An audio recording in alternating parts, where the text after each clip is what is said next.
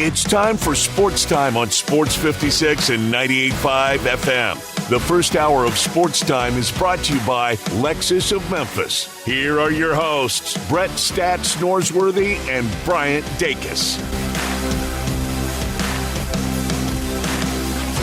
Welcome into Sports Time. Bryant and Brett with you in our Family Leisure Studios. Johnny Hill producing as always. We're Sports Time. We're with you for the next 3 hours and a lot to get to. The NBA playoffs, so much fun last night. We have two teams advancing, one team taking creating the opportunity to advance in their next game. We've got 3 games tonight as well, with two teams having the opportunity to wrap up their series. So plenty to get into when it comes to basketball. A lot of football news to get into. We'll talk to Beau Marchant later with all of the NFL. So a lot to get to over the next 3 hours. But Brett, how are you this afternoon?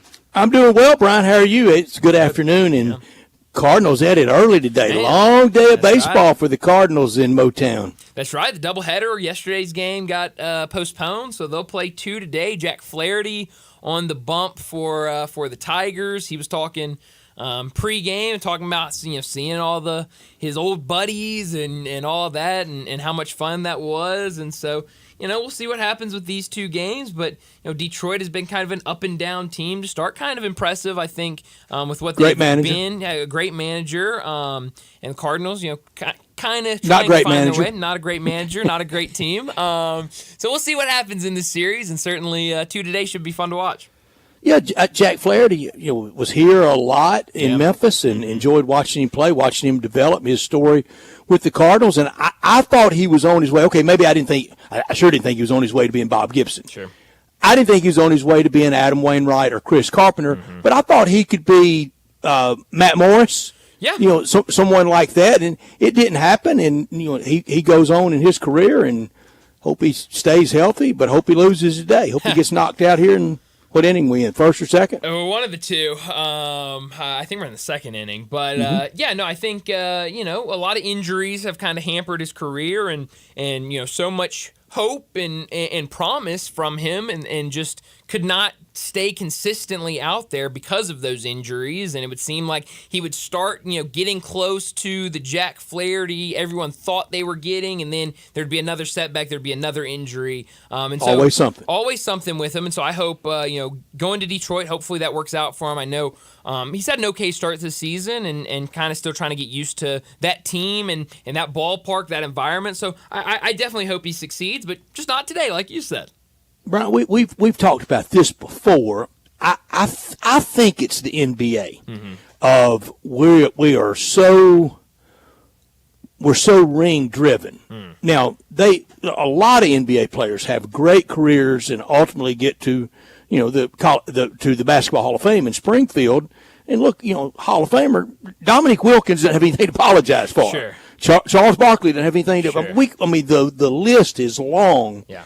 But I think it's the one most associated with whether it's Chris Paul or James Harden or other players now. Yeah, but he didn't get a ring. Sure.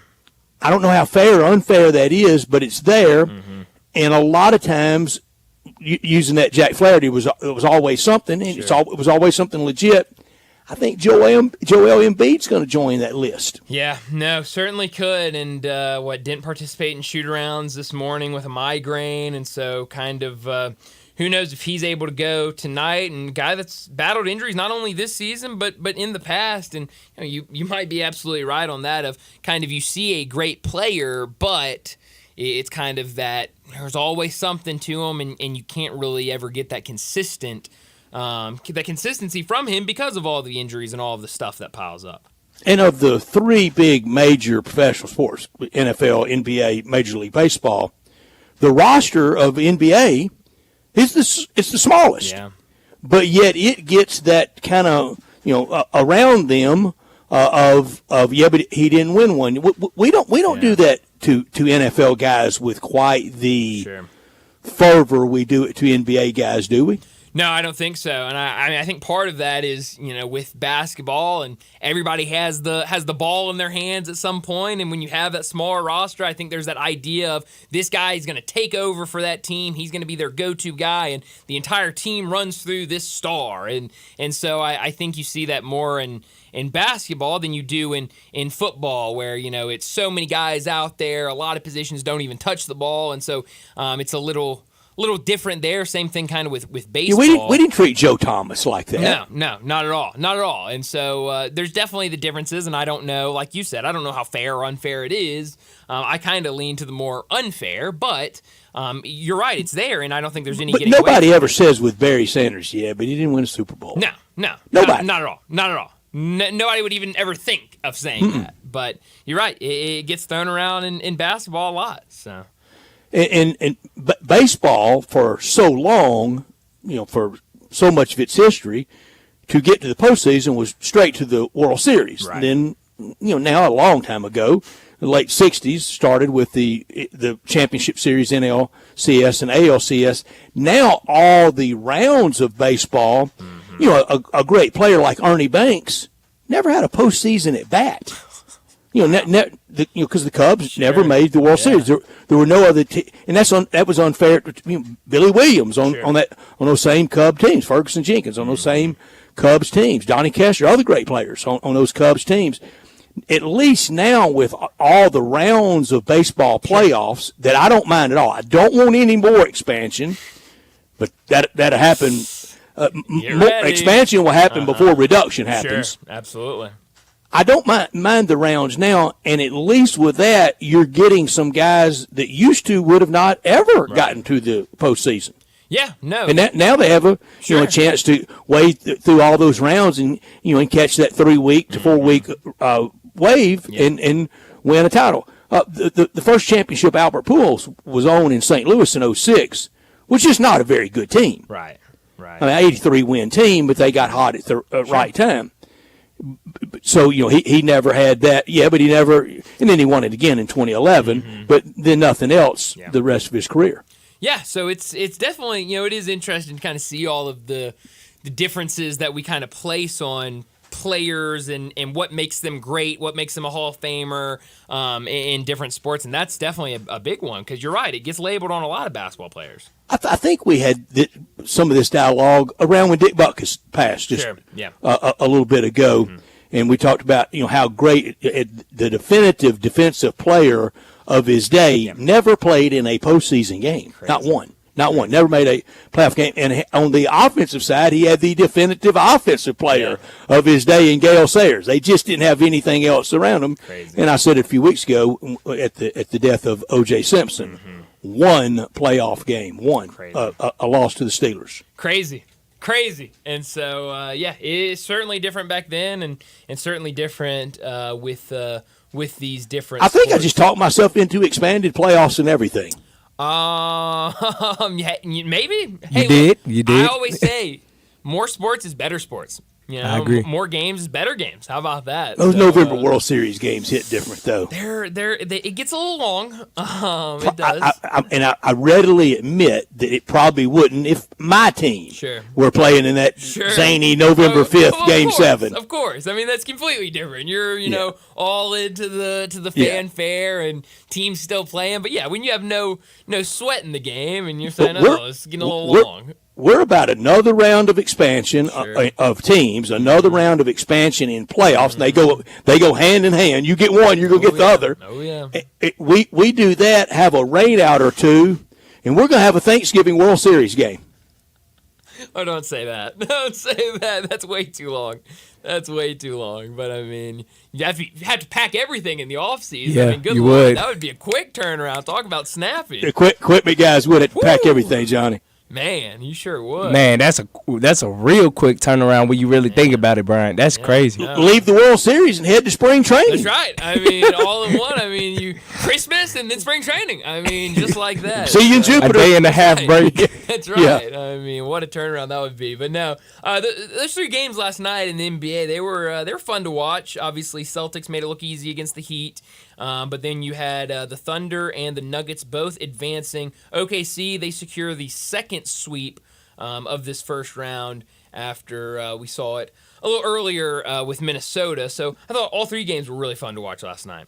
And really, the Nuggets, I think they toyed with the Lakers that whole series. Yeah. The Lakers can talk about being ahead, whatever percentage of time they led in all those games. Every single minute of that lead they had, Denver was just waiting until all right, it's time to proceed with Operation Close This Out. Well, that was the thing. I was talking to somebody earlier today, and we were kind of talking about that whole thing of, Lakers, I think, had an opportunity in several games to win. You got the game last night where Jamal Murray hits the go-ahead jump shot with only about a second or 2 left. If he misses that, going to overtime, you never know what happens. Earlier this series, when Jamal Murray hits the fadeaway jump shot at the buzzer to win it, that doesn't go in. We're talking about a completely different game. But at the same time, it never felt like in these games, even before we had this kind of, oh, look, every single time the Lakers go up big, here comes the Nuggets, they come back and win. Even before that, when LA would go up by double digits, it never felt like they were going to secure a win. It always kind of felt like, ooh, just wait until Denver knocks down a couple of shots, and this is a completely different game. You never felt comfortable watching the Lakers that, okay, this is a game that they're going to be able to win. And I didn't. Now the Lakers know how the Grizzlies felt last year after that series when, except for that final game, the closeout game 6 out in Los Angeles, it was right there to be had. Sure. A lot of the series, and Hashimura and Reeves, I don't think have played like that in a playoff series since then, since that one. And I know it's a good story, and right here, kind of in the listening area, I can't stand Reeves as a player. Yeah. Yes, he will give you points on the offensive end. Sure. He can't guard his lunch on defense, and when it really was first exposed, it makes me mad that the Grizzlies couldn't isolate it and expose it last year in that series. Was in the Philippines at the World Cup games when and you have him out on the perimeter guarding and Jaren down low. It's why the United States got abused. That's right. No, that's. I was about to say a lot of things got exposed in the in the Philippines about U.S. basketball, and those were definitely 2 of the big ones. But no, I mean you're right. I think in Hachimura last night, I've seen some people point out, and watching the video, you can clearly see that when Jamal Murray gets the pick and kind of starts to get over for that last shot, right before it happened, I can't remember who it was. Now somebody on the Lakers is tapping Hachimura to step up and cover. He kind of saw it before it happened. Step up. He's about to come over that spot and take a shot. Step up. And Hachimura kind of goes to step up, but then kind of you can see the gears spinning in his head of wait, if I go now, my guy is going to be open. What do I do? And at that point, it was too late. Jamal Murray's wide open. He's going to hit that shot 11 times out of 10, and he hits it last night and they win. So I do think you're right. I mean, these guys, they don't really have much playoff experience except for that short stint last year, and you're seeing a lot of those shortcomings pop up in these kind of big time situations. It's what those defensive back coaches across big time football say. A little bit late, way too late. Oh, yeah. Way too late. Absolutely. You're toast. And now everybody with LeBron's post game comments last night. Just about everybody can kind of dream. Well, what about LeBron in our town? What about us, LeBron? How about us? I mean, get another made-for-TV selection by him. Really could. And where would he not fit? Who wouldn't take him? Right, yeah. I mean, good Lord. You take him for production, but you take him for box office, too. Absolutely. It's the best Sweet sales. Yeah. Signage. Yes. Glitz, glamour. Yes. If LeBron James said, I want to play in Charlotte. yes. If he said today, I'm open, I'm not taking my player option, I'm a full-out free agent, every team would be lined up saying, here's our offer, LeBron, this is what we can do for you, come be on our team. There's no team that would try to pass on him. You've got Mike Greenberg on Morning Hot Take TV just begging for him with Steph at Golden State. You got Stephen A. Smith begging for Madison Square Garden for the Knicks. Both of those, they make the money work. And for that, I'm convinced of this. I can't prove it, but I'm convinced of it. That kind of player, Cap, who cares? Sure. Cap, SMAP, who cares? Yeah, Again, can't prove it. Luxury but, tax. Yeah. I think if he said, Make I want it to go work. play for this team, the NBA would find a way to make it work because at the end of the day, it's better for the NBA wherever he goes. What would be the wildest place, opening night 24-25, introducing LeBron James in? Where do you no, there's no way that would work. I would say San Antonio. Going to the Spurs, if I saw him in a Spurs uniform, I don't know what I would think. I would say, wow, I mean, this is different. But Brian, I didn't even think of that one. That ruins my whole day right there. I was gonna very eagerly throw that out, and then I started thinking of it. I mean, I'm sure he has a good relationship with Pop. Yeah. You know it. Who wouldn't want to play with Wemby? I mean, What a last great act. they can make it work. They've got a lot of guys that I'm sure they would be very New Orleans eager doesn't to really fit, does it? New Orleans doesn't fit, I don't think. Back to Miami would. Back to Miami. Back to Cleveland would, especially if Of course, Cleveland, back with Cleveland. loses Donovan Mitchell. Sure. If they lose a couple pieces, that would certainly. What about in Memphis? Hey, why not? I'll take him. LeBron James. We can't even do that to Welcome. people. No, we got to be more responsible, Brian. We can't do that to people. Brett, you got to remember this is. There's something in FCC licensing that you have to be responsible. And not be scaremongers, things like. I've actually read that. Wow, how about that? So we used to have to. We're on walking on a tightrope. Yeah, right we now. can't do that. We can't do that to people. I was about to say Indiana would be odd. Indiana would be odd. Detroit would be odd. But with all that young nucleus they have, got plenty. But I just don't know if I could see him in a Pistons jersey. Yeah, he'd have to be GM, coach, locker room sheriff, superstar. Yeah, everything. He'll be having to sell the tickets outside. I don't know. You know where he's going to be opening night next year? He's going to be in L.A. as a Laker. Los Angeles as a Laker. Yes, and whether it's on his player option or now I'm seeing reports that Lakers are going to go all out and give him a 3-year max extension to re-sign with him, so he might. And that's why he was coy last night. Yes, and so I don't blame him. He turns down the player option and says, hey, let's get this new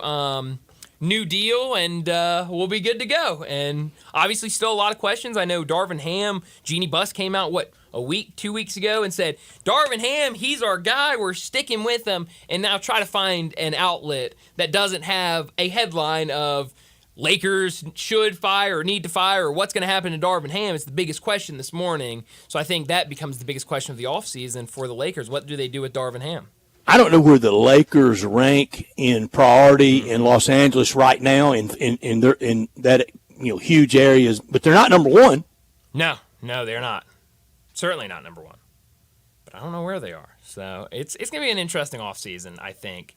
And certainly a lot of questions to be answered there and I think at a lot of different places, and we'll see if some of those series wrap up tonight and there might be some questions that come from there, but we'll definitely talk a lot more NBA throughout the show. But let me set up today's show before we get to top and not top story of the day. 3:30 we'll keep with this topic, talk the NBA playoffs. We'll get a little bit more into those 3 games last night, including the Lakers loss against the Denver Nuggets, but also 3 games tonight, 76ers, Knicks, Magic, Cavaliers, and Pacers, Bucks. 2 of those games with an opportunity for a team to advance to the next round. So we'll talk all of that in our next segment. 3:45, there's an interesting story earlier today on On3 about John Calipari, and a lot of it was taken from the crew at Kentucky Sports Radio, specifically host Matt Jones. Some of his comments that he's made this week about... Not the former Razorback quarterback. No. Different Matt Jones. But shock jock extraordinaire Matt Jones. Yes, not him. Different Matt Jones, but he talked a lot about what these last couple of years were like for Kentucky basketball under John Calipari. Very interesting story on 3, so we'll talk a little bit about that, what happened at Kentucky, and what will be the same, what needs to change for him at Arkansas coming up. So we'll do that at 3:45. 4 o'clock, Brent Beard from First Coast News in Jacksonville. He'll join us, talk some college football, a lot going on there with the transfer portal and different things, so plenty to get to with Brent at 4 o'clock. 4:30, we'll talk some baseball. We already mentioned it, Cardinals in action against the Tigers right now. They're the only day game we've got today. A lot of games starting at 5:30 and then into the night. But we'll talk about everything that happened last night and some of these matchups for tonight. 4:45, we'll get to to Big Number of the Day. 5 o'clock, Bo Marchant will join us to talk the NFL, and plenty to get to with Bo. Obviously, with the draft last week, we'll have to get his thoughts from everything that happened, first round and on, and then some of the other offseason news, like my beloved Cowboys going out and signing Zeke Elliott to reunite back in Dallas. So plenty to get to at 5 o'clock. 5:30, we'll get to what's trending, and at 5:45, we'll wrap up today's show like we always do with Taco Bell Crunch Time. Let me remind you, we're in our Family Leisure Studios where family and fun come together. They've got factory direct pricing on swimming pools, spas, and patio furniture. It's patio season. Come by Family Leisure and check out the new 2024 patio furniture sets. Pool season will be here before we know it, so buy now to get in line for your pool installation and get pre-season pricing. Save $1,000 to $5,000 on all spas and swim spas. Also, save special pricing on all in-stock saunas, theater seating, pool tables, and outdoor kitchens, but only at Family Leisure, 2120 Whitten Road, just north of I-40. Produced by Johnny Hill, we're Sports Time with Brian and Brett. We want you to be a part of it at 901-360-8255. That's the text and talk line. The Sissy's Log Cabin text and talk line. All our guests will also appear at 901-360-8255 at the Sissy's Log Cabin guest line. We're here with you until 6 o'clock. Please join us. This hour of our show brought to you every day by Lexus of Memphis at 2600 Ridgeway and online at lexusofmemphis.com. Great offers on all 2024 models and always special leasing options. Drive in luxury and confidence knowing that every new Lexus comes with complimentary first and second maintenance services. Stop by today at the one and only Lexus dealership in town at 2600 Ridgeway and put yourself in the driver's seat of the all-new 2024 flagship LS500. You'll be looking and you'll be driving in style. Call them at 901-334-9673, but you can visit them online at lexusofmemphis.com. When you purchase a Lexus, you get top-of-the-line engineering and design, and they make for the luxury driving experience. Experience amazing at Lexus of Memphis. Top story of the day. Well, my top story of the day, it's got to be the NBA playoffs. 3 games last night, 2 teams advancing to the next round, and the Celtics forcing a decision game in their next one. Game 5 for them will be the next one where they'll have an opportunity, and I think will take full advantage of that opportunity against the Heat. They were winners 102-88 last night in Miami. Then after that, it was the Thunder over the Pelicans. And I'll be honest, I've been really, really impressed with this Thunder team in this first round. We talked a lot about their first game where, they led most of the game. They were leading late, but it never felt like they could throw that finishing punch and really put the Pelicans away. And I honestly thought late in that game that the Pelicans were going to come back and win it. But since then, it's been all Thunder. And last night, Pelicans controlling the game on their home court. And here comes the Thunder in the fourth quarter. They fight back, get the lead, and win very comfortably, holding the Pelicans to only 18 points in that fourth quarter and securing a 97-89 victory. I know a lot of people are talking today about the Lakers and Nuggets. Nuggets advance 108-106 against the Lakers. And for the Lakers, we talked about it. I don't think they've necessarily played terrible this series, but this Nuggets team has just been too much for them to handle. Brett mentioned it earlier, just felt the entire series like they were toying with the Lakers. Anytime they would go up by double digits, anytime you'd flip it on and go, okay, this is where the Lakers win, it was never a sure thing. It would always seem like the Nuggets would come back and steal it right back. Other than that one game that the Lakers did win, it was really all Nuggets, and they made it look really easy, even though there were 2 or 3 games that felt like they were up in the air. This series was dominated by the Nuggets, it felt like. It was, and we'll get to it when we do that NBA segment coming up after the break, but for New Orleans, they just never can catch the wave. They never can kind of get the root growing deeper there, and you got to have playoff success for our legacy to start to grow. My top story: Lakers are out. Luke Walton, Frank Vogel, Darvin Ham. That's the coaches LeBron James had in Hollywood. 1 bubble title, 1 in-season title. That's it. That's the facts. Everything else about LeBron in Lakerland is feelings. There's the facts. 1 bubble title, 1 in-season tournament title. He's done very little to add to Laker legacy, to Laker lore. 1 title in 6 years is not what the Lakers management or the fans signed up for. A little bit like Cal at Kentucky, 1 in 15 years. And it was way before 15 that it was getting awkward. It's awkward now for him in Los Angeles, but he's not going anywhere. You can make the case. I can make the case. In fact, I'm going to make the case that he's the least accomplished big-name Laker ever as a Laker. As a Laker, he's the least accomplished big-name Laker ever. Who you put him in front of? Kobe, Shaq, Magic, Kareem, Wilt, Jerry West, James Worthy, Pau Gasol with 2. Pau Gasol, number retired, Elgin Baylor, Gail Goodrich, Byron Scott, all ahead of him. Heck, you can make a case for Michael Cooper and Norm Nixon to be ahead of him.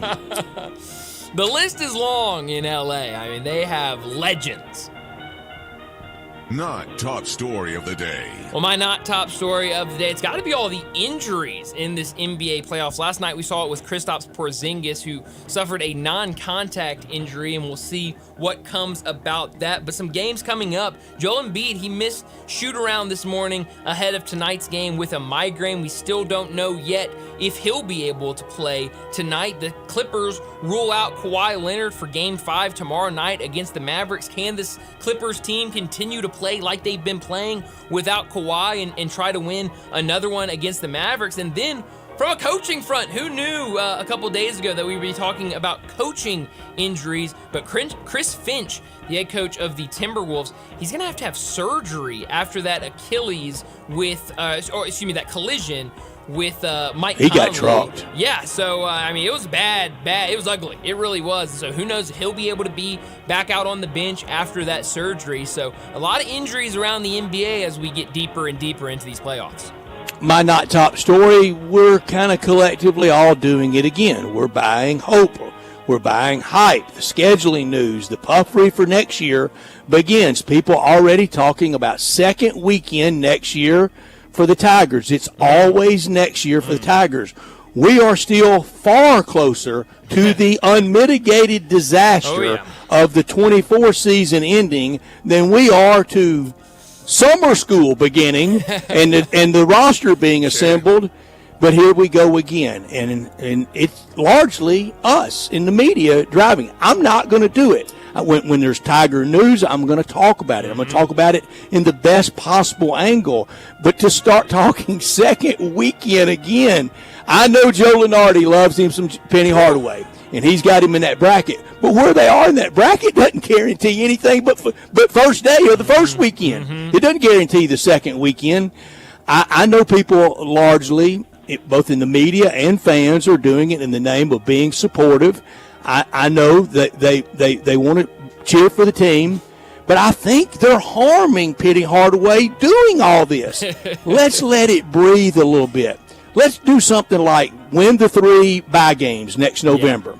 Go 2-1 in Maui. Beat Mizzou at FedEx Forum. A split or a sweep of the Egg Bowl rivalry. Sure. And then maybe start some puffery about second weekend. Sure. Well, Brett, they only have half a team right now. They don't even have. And half the team's the AAC All-Stars. Exactly. So, I think I understand. I'm glad people are excited. And did we check how far the AAC advanced in the tournament last year? Did anybody see them on the second weekend? Brett, I'm pretty sure when you threw out those over and unders, the American went under in that.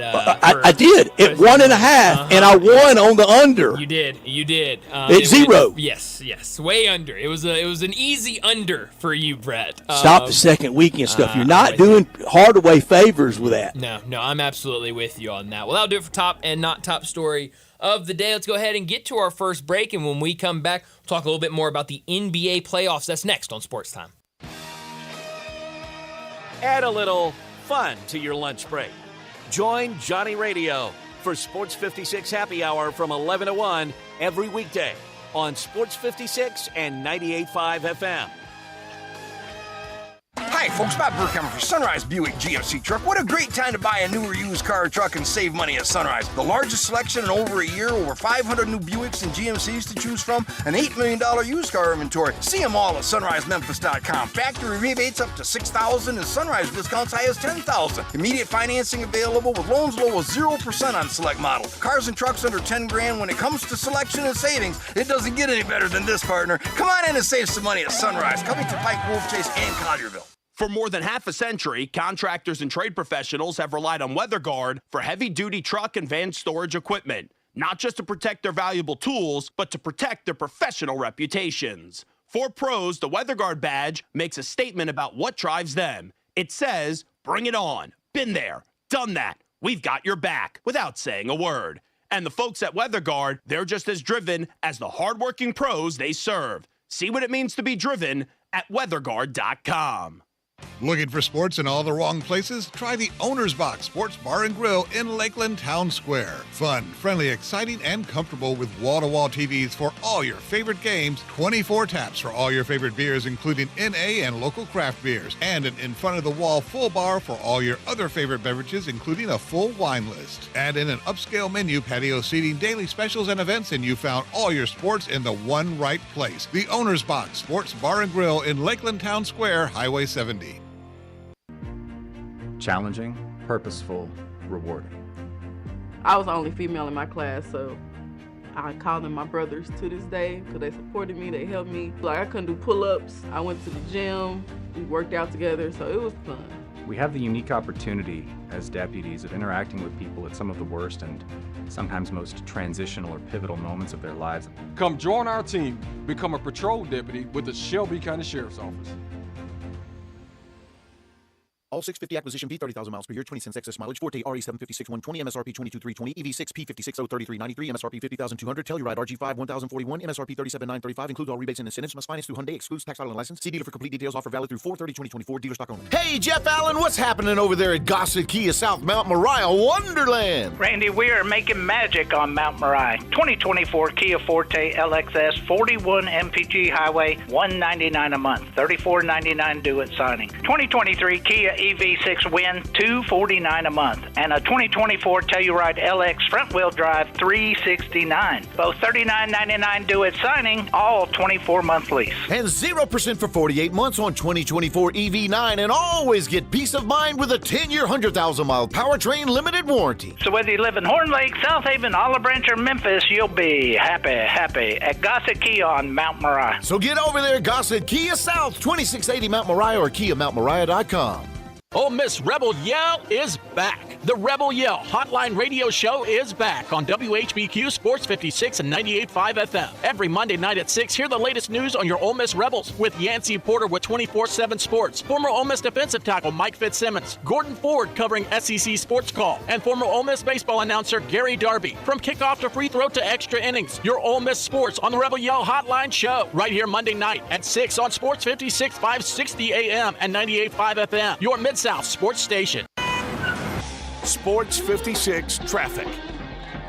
Good afternoon. They're still working with a couple of accidents out here. We did see a stalled vehicle being attended to by TDOT a few minutes ago on 240 eastbound off-ramp at Lamar. They're repaving over here on Austin V Highway at James. That's causing some delays this afternoon as that traffic increases even more now on 240 east at Poplar. Give yourself extra time over there on that side of town. Hey, Weimer's Jewelry, 7525 Highway 64 is your Mother's Day headquarters. Shop local this Mother's Day at Weimer's Jewelry. I'm Commander Chuck with your on-time traffic. Now back to Sports Time on Sports 56 and 98.5 FM. This hour is brought to you by Lexus of Memphis. Here are your hosts, Brett Stats Norsworthy and Bryant Dacus.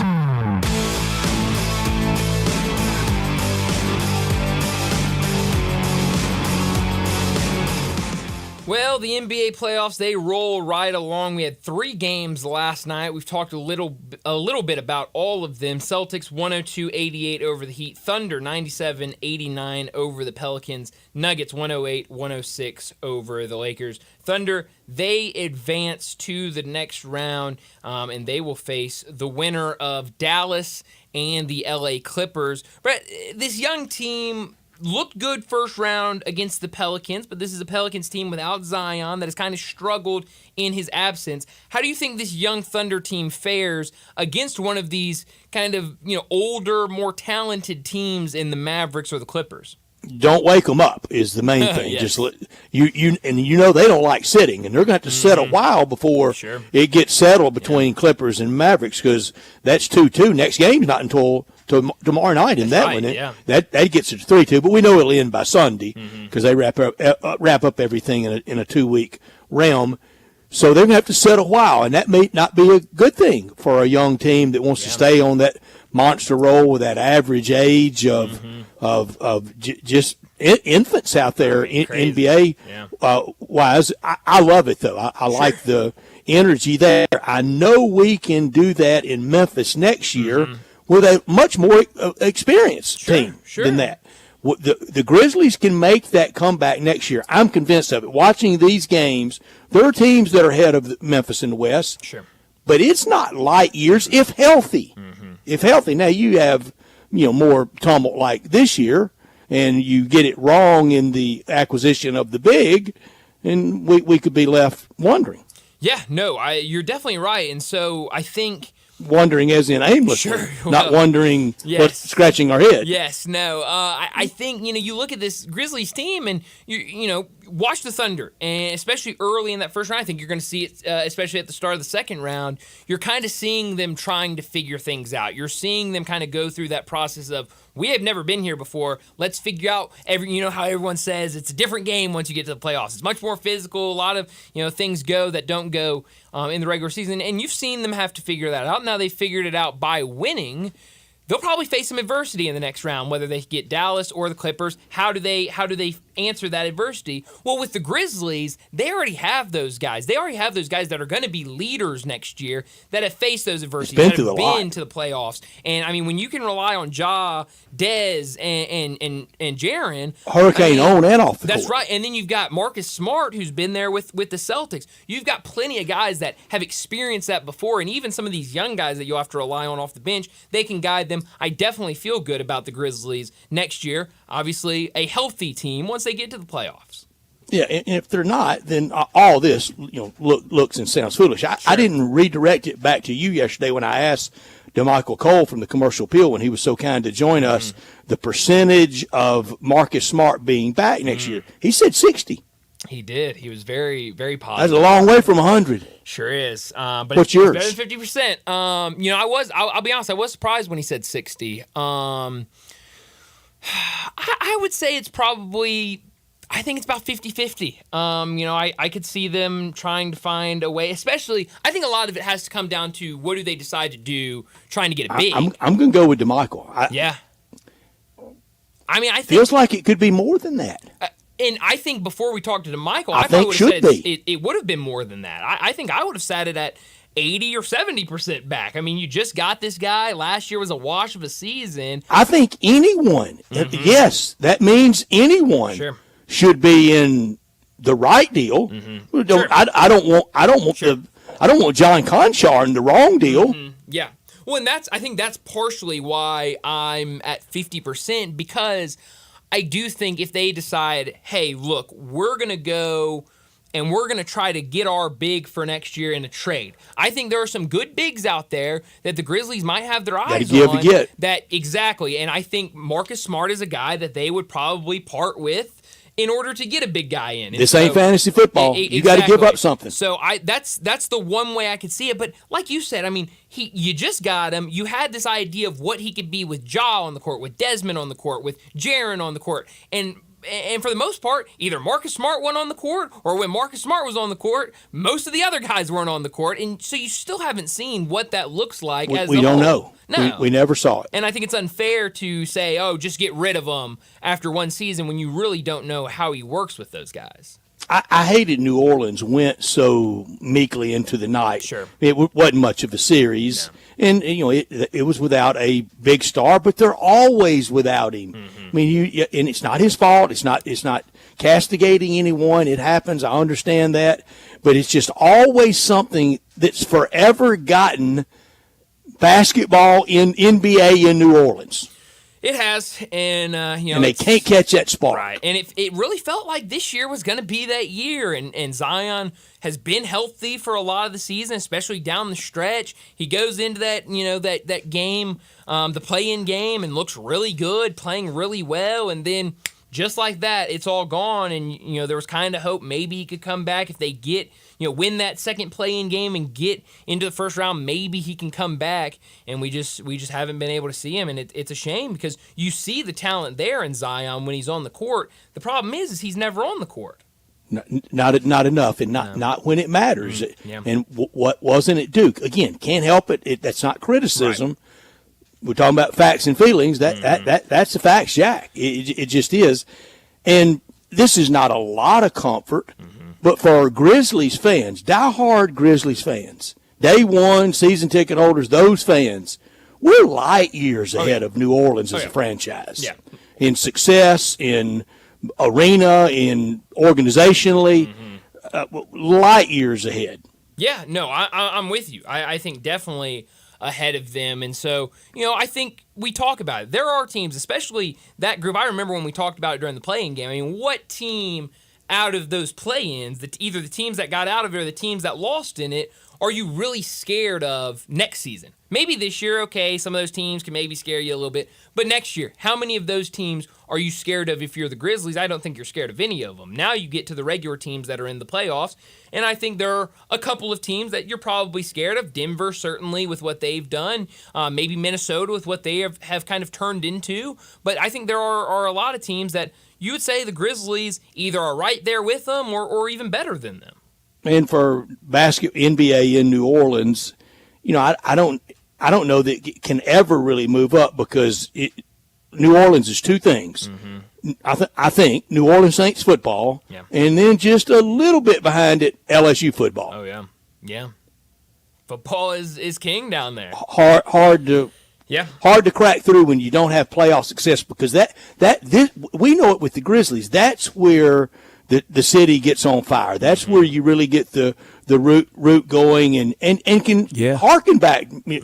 Remember the 2011 playoffs. Remember the run to the Western Conference Finals. Remember what it was like beating Minnesota just 2 years ago.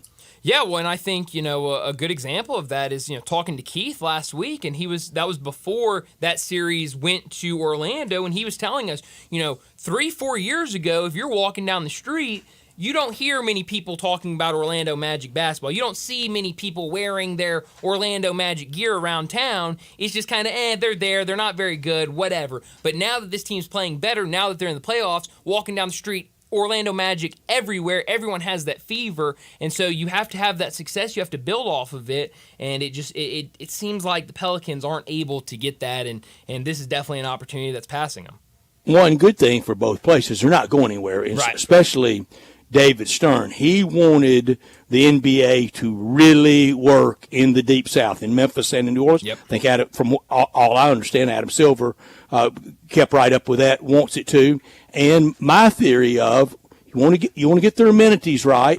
You want both sides to be fair. Yep. Both sides to be fair. But where are they going? Exactly. I don't see anywhere where they're going. And there's zero appetite in New Orleans for a new building, and it's downtown. There's not a lot of land. No. And imagine what construction costs in New Orleans and in South Louisiana, because you got to pay off everybody. Yeah, no thank you. No thank you. So New Orleans can stay in that crummy building, unfortunately, for a long time, and it is crummy. When I say day one Grizzlies fans, I mean this, and I was thinking about them when I was talking about it, and that's the Gould's family at Gould's Spa and Salon. They have been there supportive from day one. That's how they are in the community since 1932. Gould's Salon and Spa, they've been turning heads, and now with Mother's Day coming up, that's the one-stop shopping you got to do. Go to GouldSalonSpa.com. It's this easy. Go to that. You can go by one of the great locations, but go to that site and buy that gift card. It is the perfect gift for mom on her big day, whether it's young moms, grandmoms, any female in your life you want to be good to on Mother's Day. Go to GouldSalonSpa.com. Sons and grandsons, valuable associates from a small hair salon to today's juggernaut and with us through all the big holidays, upscale ambiance, chic style that once was considered a Hollywood luxury. We have it here in all the locations, and there's not one, I guarantee you, wherever you are in our area, you're not far from one, from downtown to out east, part of the Renaissance of Overton Square. Go to GhouldSalonSpa.com. Over 91 years of distinction, 300 associates making our area feel so very good. It's exclusive to our area, and it's the best holiday gift for any season, for any holidays. That Gould's gift card, the best spa packages, salon products, and those gift cards, that's the hit. Go to GhouldSalonSpa.com. Well, I mentioned it earlier, but an interesting story on On3 today about John Calipari from Matt Jones. It's more of the transcript from what Matt Jones said on Kentucky Sports Radio about John Calipari and some of those last years of his tenure at Kentucky. Very interesting story. So let's go ahead and get to a break. When we come back, we'll talk a little bit about what that story said. We'll do that next on Sports Time. Join the voice of the Tigers, Dave Woloshin, for Wolo and Friends. Weekday mornings from 10 to 11 here on Sports 56 and 98.5 FM. This Sports 56 traffic report is brought to you by Luttrell Building. They keep you moving. There's nothing quite like a rivalry, and the rivalry between Memphis and Birmingham stretches from college football and basketball to the old USFL. Be on hand Saturday, May 4th, as your Memphis Showboats host the Birmingham Stallions on Rivalry Saturday. We'll be giving away Memphis Showboats bobbleheads, so get in the stadium early to cheer on your favorite Showboats players. Tickets start at just $10, and they're available at theufl.com. That's theufl.com. Memphis versus Birmingham, Saturday, May 4th at 11 a.m. Go Boats! This is hard to believe, but the Hyundai Santa Fe is actually better. I know, that's crazy, isn't it? The 2024 Santa Fe is new, top to bottom, and even better than before. It's almost as big as the Palisade, so roomy, and now it's got a standard third row. Everybody's clamoring for that. And it's the best SUV when it comes to the ride than ever before. You know how with SUVs you love it because you're sitting high, but you don't get that luxury kind of ride like a sedan? You do with the 2024 Santa Fe. It's the best riding SUV ever, and it's quiet. It's the ultimate family car. All you've got to do to be sold is to test drive it. The people at Homer Skelton Hyundai are saying, come try it. You'll love it. Homer Skelton Hyundai, right at the corner of Highway 78 and Craft Road. First exit in Mississippi. Go see the ultimate SUV, the 2024 Santa Fe. Are you aware? It's patio season. Family Leisure sure is. That's why they have factory direct pricing on swimming pools, spas, and even, yes, patio furniture. Yes, sir, it's indeed patio season. So come by Family Leisure and check out all the brand new 2024 patio furniture sets. And with patio season here, you know that pool season will be here before you even know it. So buy now to get in line for your pool installation and get pre-season pricing. Plus, you could save $1,000, $2,000, $3,000, even up to $5,000 on all spas and swim spas. Family Leisure has got special pricing on all in-stock saunas, theater seating, pool tables, and even outdoor kitchens. I love it when it's patio season because of all the fantastic deals that Family Leisure makes available just for you. Family Leisure, Whitten Road at I-40, where family and fun come together. The good folks at Wendy's have a revolutionary new product for you. Introducing the new Orange Dreamsicle Frosty.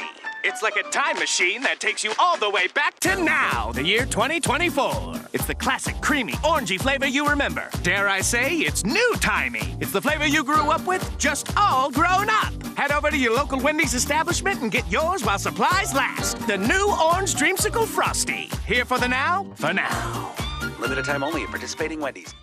Hey, Mid-South! Discover your new ride at Gossett Kia on the Pike. You want it? We Gossett with 2024 Kia Forte LXS. 41 MPG Highway, $199 a month, $34.99 due at signing. How about 2023 Kia EV6 Wind, rear-wheel drive, $249 a month. Plus, Gossett Kia's got 2024 Telluride LX front-wheel drive, $369 a month. Both $39.99 due at signing, all 24-month lease. And you'll always find peace of mind with Kia's 10-year, 100,000 100,000-mile powertrain limited warranty. So stop what you're doing and call Bobby J, because he's ready to put you in a new Kia today. That's Gossett Kia, 1900 Covington Pike, online, KiaCovingtonPike.com. If you want it, we got it at Gossett Motor Cars. All 650 acquisition B, 30,000 miles per year, 20 cents excess mileage, Forte RE756 120, MSRP 22,320, EV6 P56 03393, MSRP 50,200, Telluride RG5 1041, MSRP 37,935, includes all rebates and incentives, must finance through Hyundai, excludes tax, title, and license. See dealer for complete details, offer valid through 4/30/2024, dealer stock only.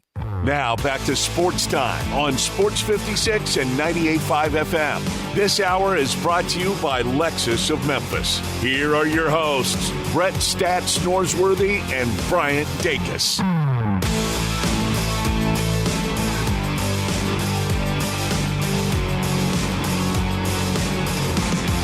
Welcome back into Sports Time. Bryant and Brett with you in our Family Leisure Studios. And we've mentioned it a couple of times, but On3, which if people don't know what On3 is, it's basically like the equivalent to a 247 Sports or a Rivals, where they do recruiting. Yeah, same person that started those. Exactly. Started On3. They do a lot of recruiting, but also they've got regular team sites where it's a lot more coverage of those teams. So this was on the Kentucky Wildcats site for On3, and talked a lot about what Matt Jones said. The gory details of what Matt Jones said on Kentucky Sports Radio about John Calipari, and what's really been going on kind of behind the scenes these last couple of years before his decision to go to Arkansas. And everything was after the fact. Mm-hmm. None of this was said it very prominently. Right. He's trying to lay claim that a little bit, that he alluded to it a little bit, but nobody was raising any of these questions around John Calipari then, because they knew it would be really bad for business. Sure. When you're running a Big Blue Nation, very, very pro site, if you had been reporting any of this during it, and I mean, John Calipari could come out and say, this is junk, don't go to it. It wrecks your business. Absolutely. So Matt Jones, as he's great to do, he about the same provocateur as Clay Travis and a couple other clowns here locally, but he goes out there and rips everybody after the fact. Why didn't you give us this during the middle of it? Why do we got to wait 15 years? And many people knew a lot of these things. People, Brian, how many times did I say that bench? I would not have that group of assistant coaches he's had the last few years, really since John Robick. Sure. I wouldn't have him anywhere near my program. And he talks about losing Kenny Payne. Kenny Payne's not turning down Louisville when they offer it. That's more that Big Blue Nation, their idea of, we could get the NIL together and we really could keep Reed Shepherd if we wanted to. Like they could have kept a Louisville Cardinal alum from taking that job to stay as first seat with John Calipari. John Calipari has done himself no favors with his assistant coaching lineup. We'll see if he does at Fayetteville. He's not taking Orlando Antigua with him. He's getting Kenny Payne back. So that right there is a big improvement. He's already gotten better, and he sure got better the old way we used to recruit. Well, now everybody can do it the Cal Worldwide West Payne way now. So that doesn't really separate him from a lot of people. I thought John Calipari quit being hungry after he got in the Basketball Hall of Fame. And it's one of my criticisms of putting active coaches in it. Like I was saying earlier about people, thank you, Johnny, about people talking about second weekend with Hardaway. You're not doing him any favors. You're not doing those guys any favors, putting them in the ultimate crowning glory while you still got a lot of runway. Yeah. You got advance in March. And like Hardaway, like Calipari, like all of them now, you're defined by one stretch, March, at win games, advance in that tournament. I'm sorry it's such a zero-sum game. I didn't make the rules, but it is. You can win all the Christmas time games against your big rival, like Kentucky and Cal did most years against U of L. That doesn't mean squat.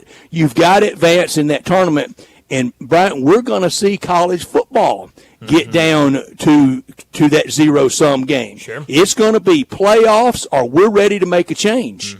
Oh, absolutely. 100%. And so, it's interesting to see some of the things in this story about, the assistants, the disconnect from the fan base and from media and fractured relationship with Mitch Barnhart. Sure. I was told by someone I think will go to Arkansas with John Calipari, that he told Mitch Barnhart years ago, 3-week notice on any meeting with you. Are you seriously? And call my secretary. Well, first of all, your secretary, I pay her. Yeah. She's an employee of the Kentucky Athletics Department. Yeah. I'm not. Here's the notice. If you're in town, you be by my office in the next 2 hours. Yeah, that's crazy. That's incredible. And Mitch Barnhart was sitting there, with his, what's in a lockbox controlled by John Calipari. Sure. Yes. So definitely. I think the decision. I hope Hunter Yurchek does not get off to that start with him like that. Yeah. I mean, literally text, are you in town? No, I'm out of town recruiting. I'm out of town on vacation. Okay, cool. Next time you're in town, let me know. I need to see you. Yes. He's the boss. Exactly. I mean, imagine if anybody listening right now, you went to your boss and said, hey, anytime you want to meet with me, 3-week notice. Everything in that story, you could replace all those names. You could replace Barnhart with R.C. Johnson. You could replace Kentucky fans with Memphis fans. He will do the same at Arkansas. He will get into it with his own fans. Yeah, I believe it, and but definitely seems, especially after, I think we already knew it, but after reading this story, I think best for both sides that Cal went to Arkansas. And Matt Jones is bomb thrower, and I hope somebody lights him up and go, why didn't you tell us this 6 years ago? Yeah, while it was going on, especially post COVID, in that 9-16 year. Sure, 9-16. Yeah. Not great. But, very interesting story. If you want to go read it, like we said, on 3, Kentucky Insider details disaster behind the scenes of John Calipari move. Some interesting stuff in there from Matt Jones. So go take a look at it if you would like. But we need to go ahead and get to a break, wrap up this first hour. When we come back, we're talking some college football with Brent Beard from First Coast News in Jacksonville. Hey, Jason, my main man, Marshall, what's up over there at Gossett Volkswagen on the Pike? Well, Randy, we know the one size doesn't fit all at Gossett Volkswagen, so we've got a take-your-pick offer that covers all the bases. Well, everybody I know, including me, loves choices. So, Jason, what do you got? How about a 2024 Taos S, 2024 Tiguan S, or a 2024 Jetta Sport? Take your pick for $279.99 a month. Plus 1.9 for 60 months on all Atlas and Atlas Cross Sports. Or get a brand new 2024 Atlas Cross Sport SE for only $33,988. And no reasonable offer will be refused. Ask for Jason, the main man Marshall, at Gossett Volkswagen, 1875 Covington Pike, or online at GossettVWMemphis.com. That's Gossett Volkswagen on Covington Pike, where we're charging forward and charging less every day. All 36-month lease, 7,500 miles per year. Taos RMO 51756, MSRP 26063. Tiguan RM 103,910, MSRP 31363. Jetta RMO 48802, MSRP 25506. Cross Sport RC 23649, MSRP 38981. Includes $3,000 rebate. Cannot be combined with special APR. Includes all rebates and incentives. PS 695. Excludes stock final license. See dealer for complete details. Offer valid through end of the month with approved credit dealer stock only. Getaway Sports Bar, the best kept secret in town. Open noon to 1:30 a.m. 7 days a week. Garvin, the owner, created this SEC NFL Dream Bar over 20 years ago. You'll never miss a minute of action. 10 TVs, 5 70-inch TVs for all the big games. Rack them up on 6 pool tables. Coldest beer in town. Grab you a pool stick and get you some good bar grub. 100% Angus burgers, big and moist chicken tenders. Daily happy hour Monday through Friday, 2 to 6 p.m. with long neck domestics, 225 Getaway Sports Bar, 4632 Winchester.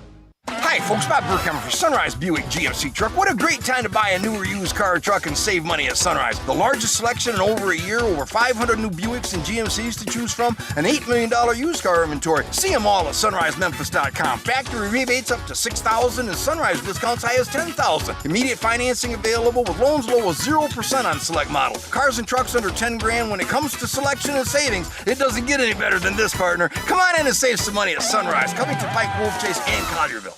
Chris Price, it's so good to see you. And you have a new business? Yes, Dave. MetroBuildersMemphis.com. Have you noticed water stains on your ceiling? With storm season here, take a walk around your home or business and look up. Make sure there are no water stains signaling a leak prior to the heavy storms coming in. If you do see signs of water, call me. My team and I will come out, diagnose the problem, and prescribe a fix. Our team of Hague-certified inspectors are waiting to assist with any inspection or repairs you may need. We have 3 crews dedicated to repairing roofs in the Mid-South. As certified Owens Corning and Mule High dealers, we offer 20-year, no-dollar limit labor and material warranties that offer hassle-free ownership. That's our hassle-free ownership guarantee. Allow Metro Builders team of professionals to assist you in maintaining your property's integrity and value. MetroBuildersMemphis.com. Your local commercial roof experts. Ask about our commercial roof maintenance agreements. Protect your investment with MetroBuildersMemphis.com. Call me, 901-375-1717. That's 901-375-1717. 375-1717.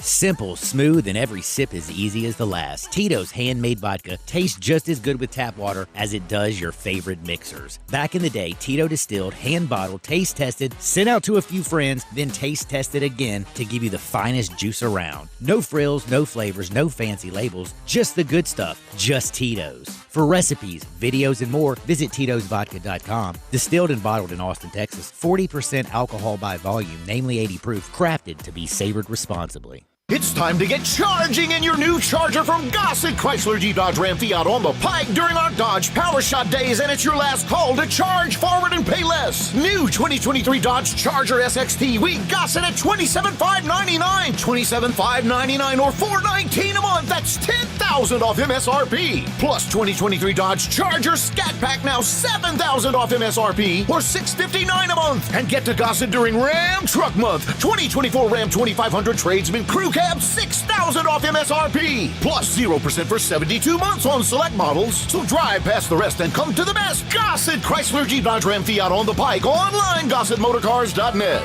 If you want it, we got it at Gossett Motor Cars. All 75 months at 8.99. Charger PH 636,167. MSRP 37,715. Scat PH 612,877. MSRP 55,110. Ram RG 19,347.2. MSRP 65,925. Includes all rebates and incentives. PF 695. Excludes tax, title, and license. See dealer for complete details. Offer valid through end of the month with approved credit dealer stock only. Ole Miss Rebel Yell is back. The Rebel Yell Hotline Radio Show is back on WHBQ Sports 56 and 98.5 FM. Every Monday night at 6, hear the latest news on your Ole Miss Rebels with Yancey Porter with 24/7 Sports, former Ole Miss defensive tackle Mike Fitzsimmons, Gordon Ford covering SEC Sports Call, and former Ole Miss baseball announcer Gary Darby. From kickoff to free throw to extra innings, your Ole Miss Sports on the Rebel Yell Hotline Show right here Monday night at 6 on Sports 56, 560 AM and 98.5 FM. Your Mid-South Sports Station. This Sports 56 traffic report is brought to you by Luttrell Building. They keep you moving.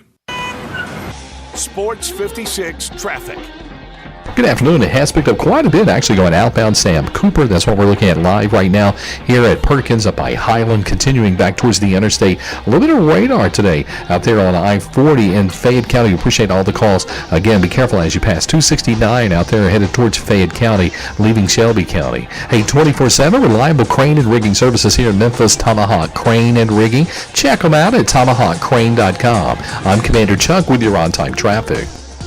We are Sports 56, WHBQ Memphis, and W253DF Memphis, Flynn Broadcasting Stations. College football talk every Tuesday with Brent Beard, Heisman voter, and on Twitter X at Brent Beard. SEC, ACC, AAC. We talk it all with Brent. Here's Brent Beard with Bryant and Brett. Brent Beard joins us now from First Coast News down in Jacksonville to talk some college football, and plenty to get to when it comes to college football. But Brent, thanks so much for joining us. Did you enjoy the draft over the weekend? Anything jump out to you of some of these college guys making it to the next level in the NFL? I enjoyed the first round. I thought Nick Saban was just unbelievable good he was. And how prepared and how he explained things. That they needed a boost on game day, and he's going to give them that. So that's good. I like round one. It's pretty fascinating. But after you get into 2, 3, and beyond that, to me, it gets mind-numbing. At some point, one of the local radio guys down here made a good point about this years ago. He said the draft is one of the few events that are probably, after it's over, summed up better in the newspaper than it is on television. And I think that's probably, once I thought about it, that makes some sense. The SEC, again, dominating as they normally do. Unfortunately, the Pac-12 was number 2, but it does not really matter anymore. And unfortunately, it does. I mean, there were certainly some surprises along the way. Not surprised that Brock Bowers got picked as high as he did. The quarterbacks were all quite interesting too. So, but look, after about Saturday afternoon, about 2 or 3, don't you kind of run out of adjectives to describe these guys and what they can do? Mel never runs out of adjectives, Brent, and he is something. But the ratings they draw, the numbers they draw, they're going to stay with it, and especially on Thursday night. But you said how much you enjoyed Thursday night. There were the most 2024 NFL draft picks from teams that finished the season unranked. Lincoln Riley and USC led with 7. This year, I think for him off to the Big Ten, there might be people going, we need you to. We need you to win something big. Yeah, lost to Tulane his first year and unranked last year. Well, there's no doubt about it, and their big issue is their defense. They're similar to LSU in that they can score on anybody, and it's like a local junior college coaching legend in Jasper, Alabama, used to say about his star player, well, he can score 50, but the problem is he gives up 52. So that's the problem with LSU and Southern Cal. Yeah. But I trust LSU to find defensive players quicker than I do SC, don't you? Too. Yeah, by far. Yes. But Brian and I were talking about this the other day. I think Johnny and I were talking about it as well. One of the hardest positions now to find anybody that wants to play this position is linebacker. Yeah. Well, that's a good point. It's a hard position to play. Now, they love that rush in. And that's what all those guys that are at linebacker want to put on weight and be. They want to be. They want to come off the edge. They don't want to be in that tackle box. No, they really don't. They don't want to. And look, that was one of the problems last year with Florida here. Florida missed 116 tackles on the season. That's unbelievable. But the point with that is, and to Brent's point, compared to the way it used to be, particularly when years ago, guys today, they don't want to get the uniform dirty. They don't want to mess up their hair. And if they can give them a shoulder to get them out of bounds, they love that. But the thing is, if you can form tackle now, you can put some fear of God in your opponent. Well, and it goes hand in hand. It's the kind of the death of the running back position, and what used to really be the main stopping point for that was a good sideline to sideline linebacker, and nobody really wants to play either one of those positions now. And if you've got any kind of hands, why play linebacker? I can put on weight. I've got good hands, and I can play tight end. Oh yeah, absolutely, sure. And you're going to get a little bit of glory by catching passes in that position and a lot of offenses. Yeah, no, absolutely. Well, with the draft being over, I know everybody's kind of favorite thing to do is, the way too early mock drafts for next year. I'm not going to ask you to do that, but who are some names, some maybe stars that could emerge from the SEC or the ACC next year that we might be talking about a year from now being a first or second round pick? Well, I think the Rivers kid on the offensive line at Miami, I think is a real possibility. Matter of fact, we did Carson Beck at Georgia. Carson Beck at Georgia is an easy one. We had on our TV show that we do on Sunday night. We actually talked about this actual thing, and Carson Beck was one of the guys. Jalen Rivers was another one at Miami, and then Shine Brown at Florida State, who is a safety that had a good spring, played well last year, with a good year. I mean, he could get drafted too. Oh, listen, Beck is in the mock drafts. Beck haven't seen him any lower than number 11 in the first round, and high as number 2.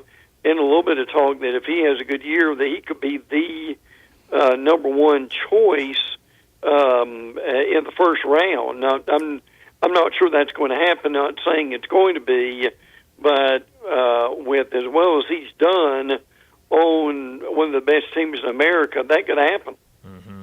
Brent, we know historically that May is a very big month for getting a lot of business done in college football. It ends the month, Memorial Weekend, with SEC and a lot of other conferences going off to league meetings, and scheduling news, TV times usually comes out of that. Maybe a couple other very practical things for the upcoming season. But it feels like this year they have more to do than they've ever done. We know we got a playoff. We got a 12-team playoff, and we know the date it starts. We're still not real certain exactly how it's going to be divvied up. We know of the 5 conference champions, the 4 power conferences and the top conference from the non-power. They all get automatic bids, and I'm not trying to mislead anyone because everybody knows for themselves. But this year in Memphis really can be that team, and it could be as high as 4. And this is how.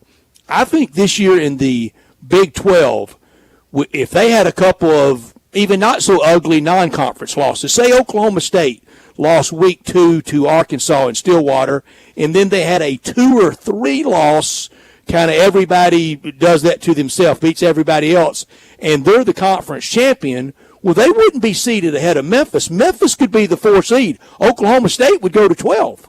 Yeah, well, that's thought. Absolutely. Now, the big thing that they came up with in their meeting, the most recent one, was they kind of did the math and did a mock tournament and found out again that they've got a problem possibly with first-round matchups that are repeats and rematches. So, and the point being, I mean, the really the last thing, it would bring some drama, but really the last thing they want is Ohio State, Michigan at the end of the season, Ohio State, Michigan in the championship game, and somehow, some way, Ohio State, Michigan in the first round. Not saying that's going to happen. Championship game's one thing, but that just 3 weeks later would be another. Yeah, it would be, and you don't want that. And they're going to see what they can do, and they need to go ahead and jump on that, which apparently they have, in doing what they can do with the analytics to really keep that from happening. Now, I guess if you have 1, the public will deal with that okay. If you got 3, that's another issue. So that's going to be the big thing going on, that they try to get that in place. I think the other thing is, to Brett's point, would be your non-Power 5 trying to figure out in the future what they want to do. Do they want to stay with with the slot, or do they want to at some point start looking at going off and doing their own thing? Now that would be a lot harder than it sounds, but I think they've got to weigh all their options at this point. But again, guys, for the people who haven't heard, this revenue sharing that we thought might be 5 to 10 years down the road, and it may be implemented that far in advance, or that far of a delay. But the SEC and the Big Ten are definitely talking about this, and that is going to be fascinating where that goes, and it may be done a whole lot faster than we think it's going to be done.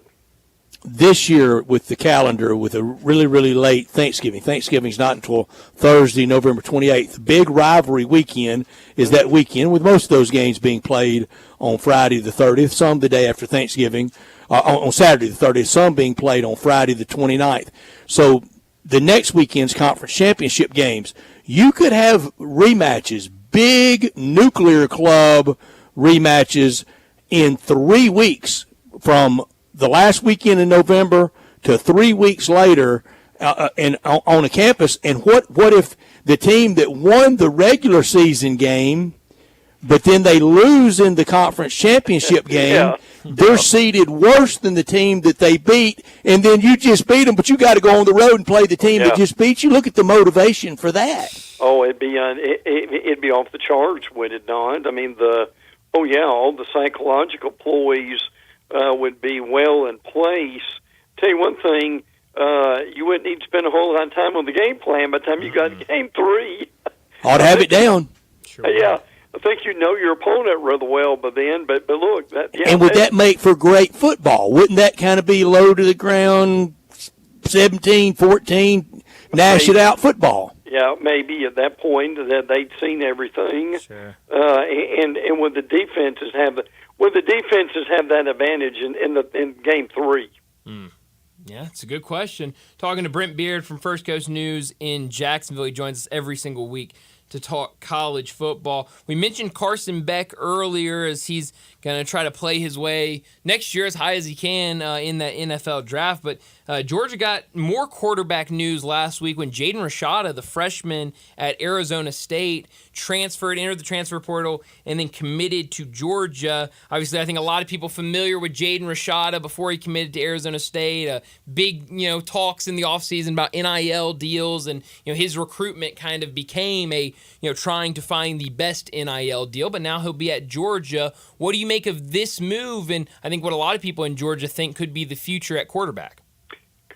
Kirby wanted a full quarterback room, and he did not have it until Rashada. Now, he'll never come out and admit this, but all three of us know that's a little bit of a jab to the ribs to the Gators. Yeah. Still, that they've got him, but he did want to fill the room. He did. That's going to be fascinating to see. But look, this day and age in the SEC, and again, guys, if we're playing as many games as we might, with the possibility of 15 to 17 or something like that, teams are really going to have to be deeper than they've ever been before. He's got to win a game for you. Oh yeah, I really do wonder if they may up the ante on the number of guys on the roster, going from 85, like 85 to 90 or something like that, just to build a little bit more depth. But the point of that is teams are going to have to play more guys during the season in case they get a lot of attrition, and instead of giving these guys quote-unquote mental reps, get them in the game and get them some experience, because it really may pay off. What about waiving the practice time, the practice limitations in season? Don't you think, Brent, they've got to deal with that at some point? I bet they've looked at that, and I'll be curious, as coaches go to Destin, will that be a question that they get? Will they hit less than they do now, which they don't do a whole lot of it now? Will half an hour be shaved off of a couple of practices? That's a really good question to see how they're going to adjust. For as long as this year is going to be for some, I mean, they got to have some break from it. We're talking college football with Brent Beard. We do it every week. He's on our Sissy's Log Cabin guest line. Back to the rematch thing. One quick thing, and I like Ross Dellinger a lot, and I'm reading directly from his story. He writes, Sankey evaded repeated questions about the CFP instituting a protocol to avoid rematches, citing the current policy. But this is an easy answer. Yes, avoid rematches. Why are we replaying a game that happened a few months ago, if not weeks before? I'm with Ross on this, But even our conversation today, Brent, about it, I can hear people now going, boy, you sports guys, cried forever about play it on the field, we need a playoff, and now we get one and you're complaining about how we do it. Yeah. Well, look, there are going to have to be some bugs worked out of this, and that's just going to take some time in order to do it. I mean, because we want the bugs worked out does not mean that we don't want the playoffs overall. I think the playoffs overall were going to be incredible, but look, you've got to be realistic here that you want new games, you want new matchups, and if the Big Ten and the SEC are going to rule the roost, well, let's see a few matchups with all those teams and see kind of where this is going. But here's what we want: we want to see that SEC team go play in Columbus or in Ann Arbor or in State College, PA, in 3 inches of snow. Yeah, right. Yeah, that would satisfy a lot of fans, I think, nationwide, just to be able to have that experience. But look, I mean, guys, the reality of that now with the dry fit stuff, the stuff they got now that keeps you from getting cold, or at least as cold. I think the Southern teams could probably be able to deal with that. Yeah. Okay, I mean they're not going to have necessarily 3 feet of snow on the field unless it's a driving snowstorm during the game. But to Brett's point, there's no doubt about that. I mean, my Lord, what great drama would that be for Georgia going up to Ohio State, and everybody knows it's going to be snowing the whole week. But we've been to cold Egg Bowl and Iron Bowls. It's gotten down to at least 35 at some of them. Yeah, absolutely. yeah, absolutely. I remember sleep one year at the Iron Bowl in Tuscaloosa. Oh yeah. Well, we've all got We've all got. Geez, I remember. I'm trying to remember who it was. Alabama went on the road. And they had rain, sleet, snow, and sunshine by the fourth quarter. It was a meteorologist's dream. Holy cow. That is crazy. Well, speaking of the college football playoffs, and obviously we've been talking about it a lot this offseason. That talk will only continue to grow as we get closer and closer to the season of what teams can really compete, what teams will have those expectations going into the season. But you look at some of these teams that just lost their starting quarterback in the NFL draft, one of them being LSU with Jaden Daniels. Garrett Nussmeier now will be the starter. What do you expect from him as the starting quarterback for LSU, and what do you expect from this LSU team to compete in the SEC this year and for the college football playoffs? Brian, I think they'll be fine offensively. I mean, if you saw the spring game, that they've still got wide receivers running wide open in that secondary. I heard a LSU beat writer talk about this the other day, and he's well respected. He made a good point. He said, "Look, they have decided that defense is their weakness. They've gone out to get Bo Davis, Corey Raymer. They've got the D coordinator from Missouri to come over. They're much better right now defensively." But he said in some real honesty and transparency, they don't have the guys on defense yet to be where they want to be.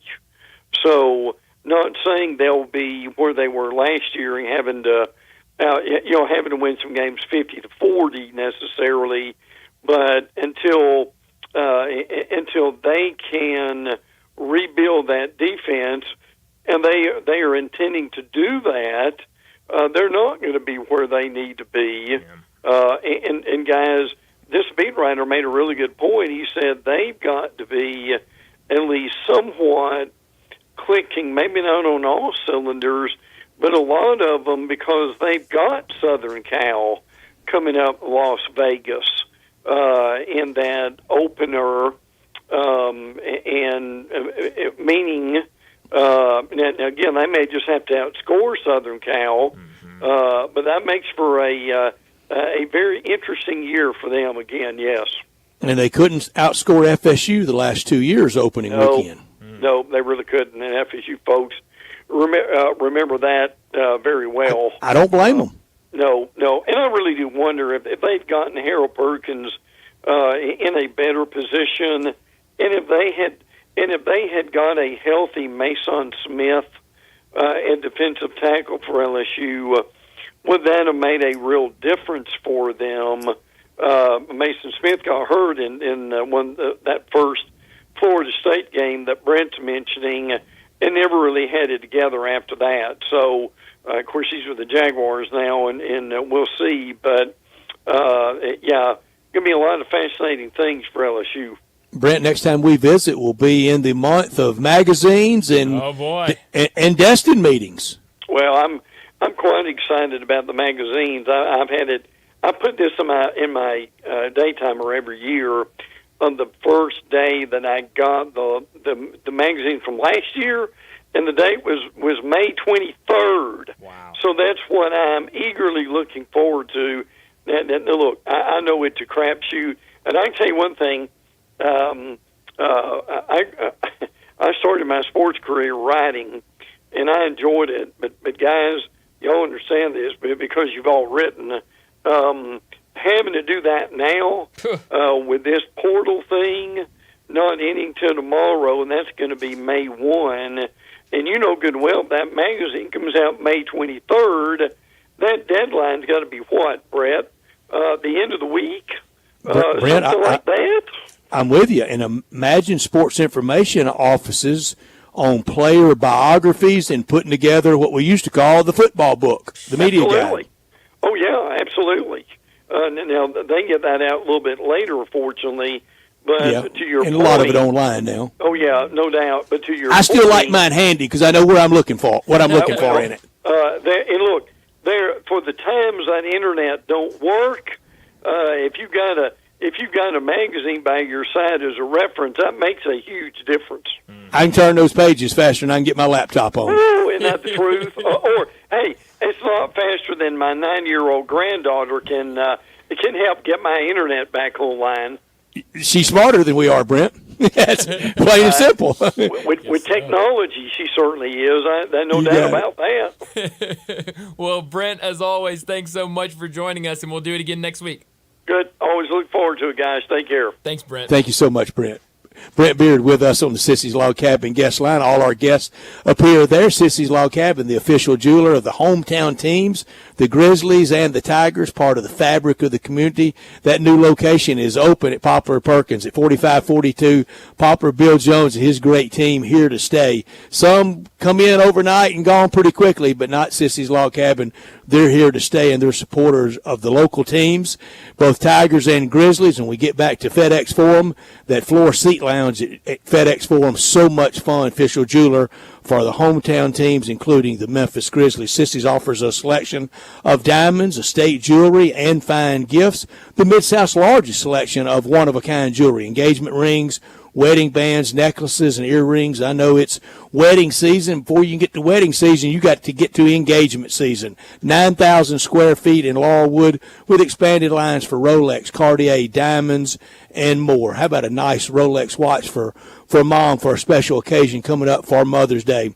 With all the locations since 1970 across the Mid-South, Sissy's, they offer a great selection of estate jewelry and fine gifts. Unsurpassed value, exceptional service, expansive selection, and an extraordinary shopping experience, because life's too short for ordinary jewelry. Well, let's go ahead and get to a break. We've got one Major League Baseball game going on right now involving our St. Louis Cardinals. So we'll talk a little bit about that. We'll talk about everything that happened last night in Major League Baseball. We'll do that next on Sports Time. Broadcasting from the Family Leisure Studio, we are Sports 56 and 98.5 FM.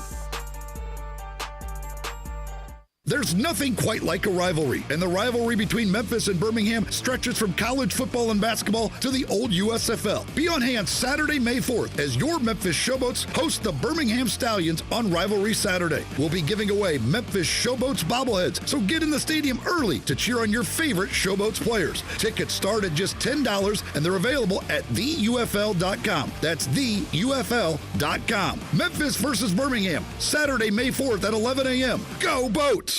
All 650 acquisition, B30,000 miles per year, 20 cents excess mileage, Forte RE756 120, MSRP 22,320, EV6 P56 03393, MSRP 50,200, Telluride RG5 1041, MSRP 37,935, includes all rebates and incentives, must finance through Hyundai, excludes tax title and license. See dealer for complete details, offer valid through 4/30/2024, dealer stock only. Hey, Jeff Allen, what's happening over there at Gossett Kia South Mount Moriah Wonderland? Randy, we are making magic on Mount Moriah. 2024 Kia Forte LXS, 41 MPG Highway, $199 a month, $34.99 due at signing. 2023 Kia EV6 Win, $249 a month, and a 2024 Telluride LX front-wheel drive, $369. Both $39.99 due at signing, all 24-month lease. And 0% for 48 months on 2024 EV9, and always get peace of mind with a 10-year, 100,000-mile powertrain limited warranty. So whether you live in Horn Lake, South Haven, Olive Branch, or Memphis, you'll be happy at Gossett Kia on Mount Moriah. So get over there, Gossett Kia South, 2680 Mount Moriah or KiaMountMoriah.com. Looking for sports in all the wrong places? Try the Owner's Box Sports Bar and Grill in Lakeland Town Square. Fun, friendly, exciting, and comfortable with wall-to-wall TVs for all your favorite games, 24 taps for all your favorite beers, including NA and local craft beers, and an in-front-of-the-wall full bar for all your other favorite beverages, including a full wine list. Add in an upscale menu, patio seating, daily specials, and events, and you found all your sports in the one right place. The Owner's Box Sports Bar and Grill in Lakeland Town Square, Highway 70. Last year's RV trip, we met a couple with the same bumper sticker. What are the odds? Your cousin isn't a good storyteller. He was a podiatrist, or was it a pharmacist? You don't say. Oh, I can't remember. But she owns an RV protected by Progressive, and you don't. So until you get your own RV, her stories are the most interesting stories you've ever heard. Wow, interesting. And when you do get your own RV, save money by bundling it with your home, auto, or other vehicles with Progressive. Oh, anesthesiologist. He was an anesthesiologist. Progressive Casualty Insurance Company, affiliates, and other insurers. Not available in all states. Is your home screaming for an upgrade? Listen closely because Choate's Air Conditioning, Heating, and Plumbing is about to make your day. First up, say goodbye to cold showers and hello to endless hot water with our tankless water heater upgrade. Not only does it save space and energy, but it also keeps the hot water flowing exactly when you need it. And here's the kicker. Switch from your old tank to a sleek, efficient tankless water heater now, and Choate's will hand you a $500 credit. Yep, you heard that right. $500 back in your pocket. But wait, there's more. Clogged drains are a hassle no homeowner wants to deal with. With Choate's special offer, get your drains cleared for just $93 or it's absolutely free. That's our guarantee to make it drain or you don't pay a dime. So why wait? Call Choate's today at 347-8086 or visit us online at choateshvac.com. And remember, Choate's, let our family serve your family. It's time to get to Gossett Volkswagen Germantown, where we're celebrating the 75th anniversary sales event, and it's time you got your new V-Dub on. Get ready to take your pick of 2024 Taos S, or a 2024 Tiguan S, or a 2024 Jetta Sport. Your choice, $279.99 a month. Pick the right Volkswagen for you at Gossett Volkswagen Germantown. Plus 1.9 for 60 months on all Atlas and Atlas Sports. Or get 2024 Atlas Cross Sport SE for $33,988.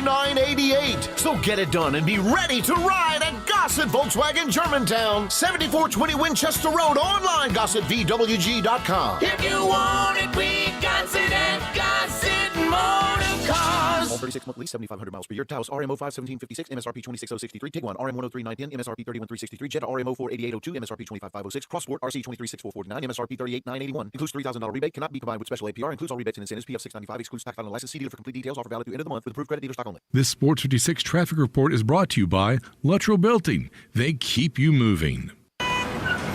Sports 56 traffic.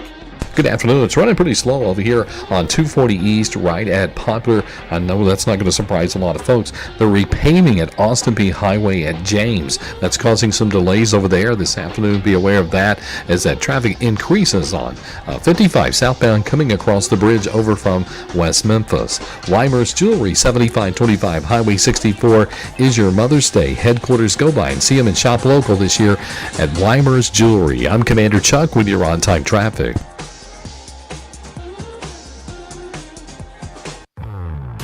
Now back to Sports Time on Sports 56 and 98.5 FM. Here once again are Brett Norsworthy and Bryant Dacus.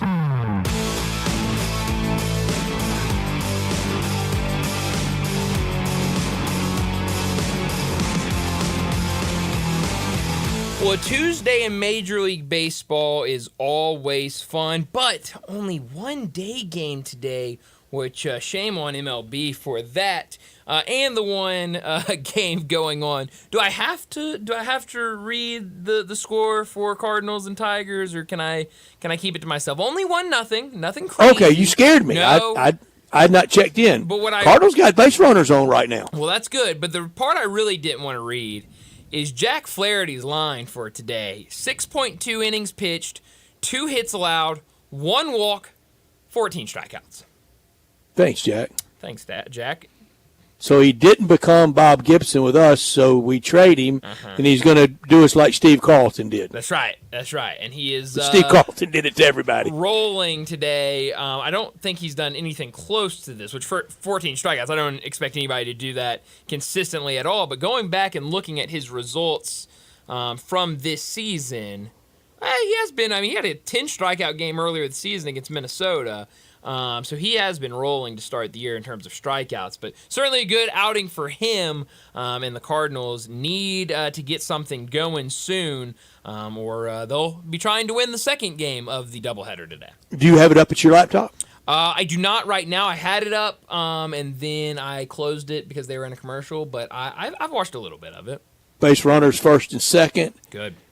1 out in the top of the 8th. Cardinals have not been swept in a doubleheader on the road since October 4th, 2015 in Atlanta at Turner Field.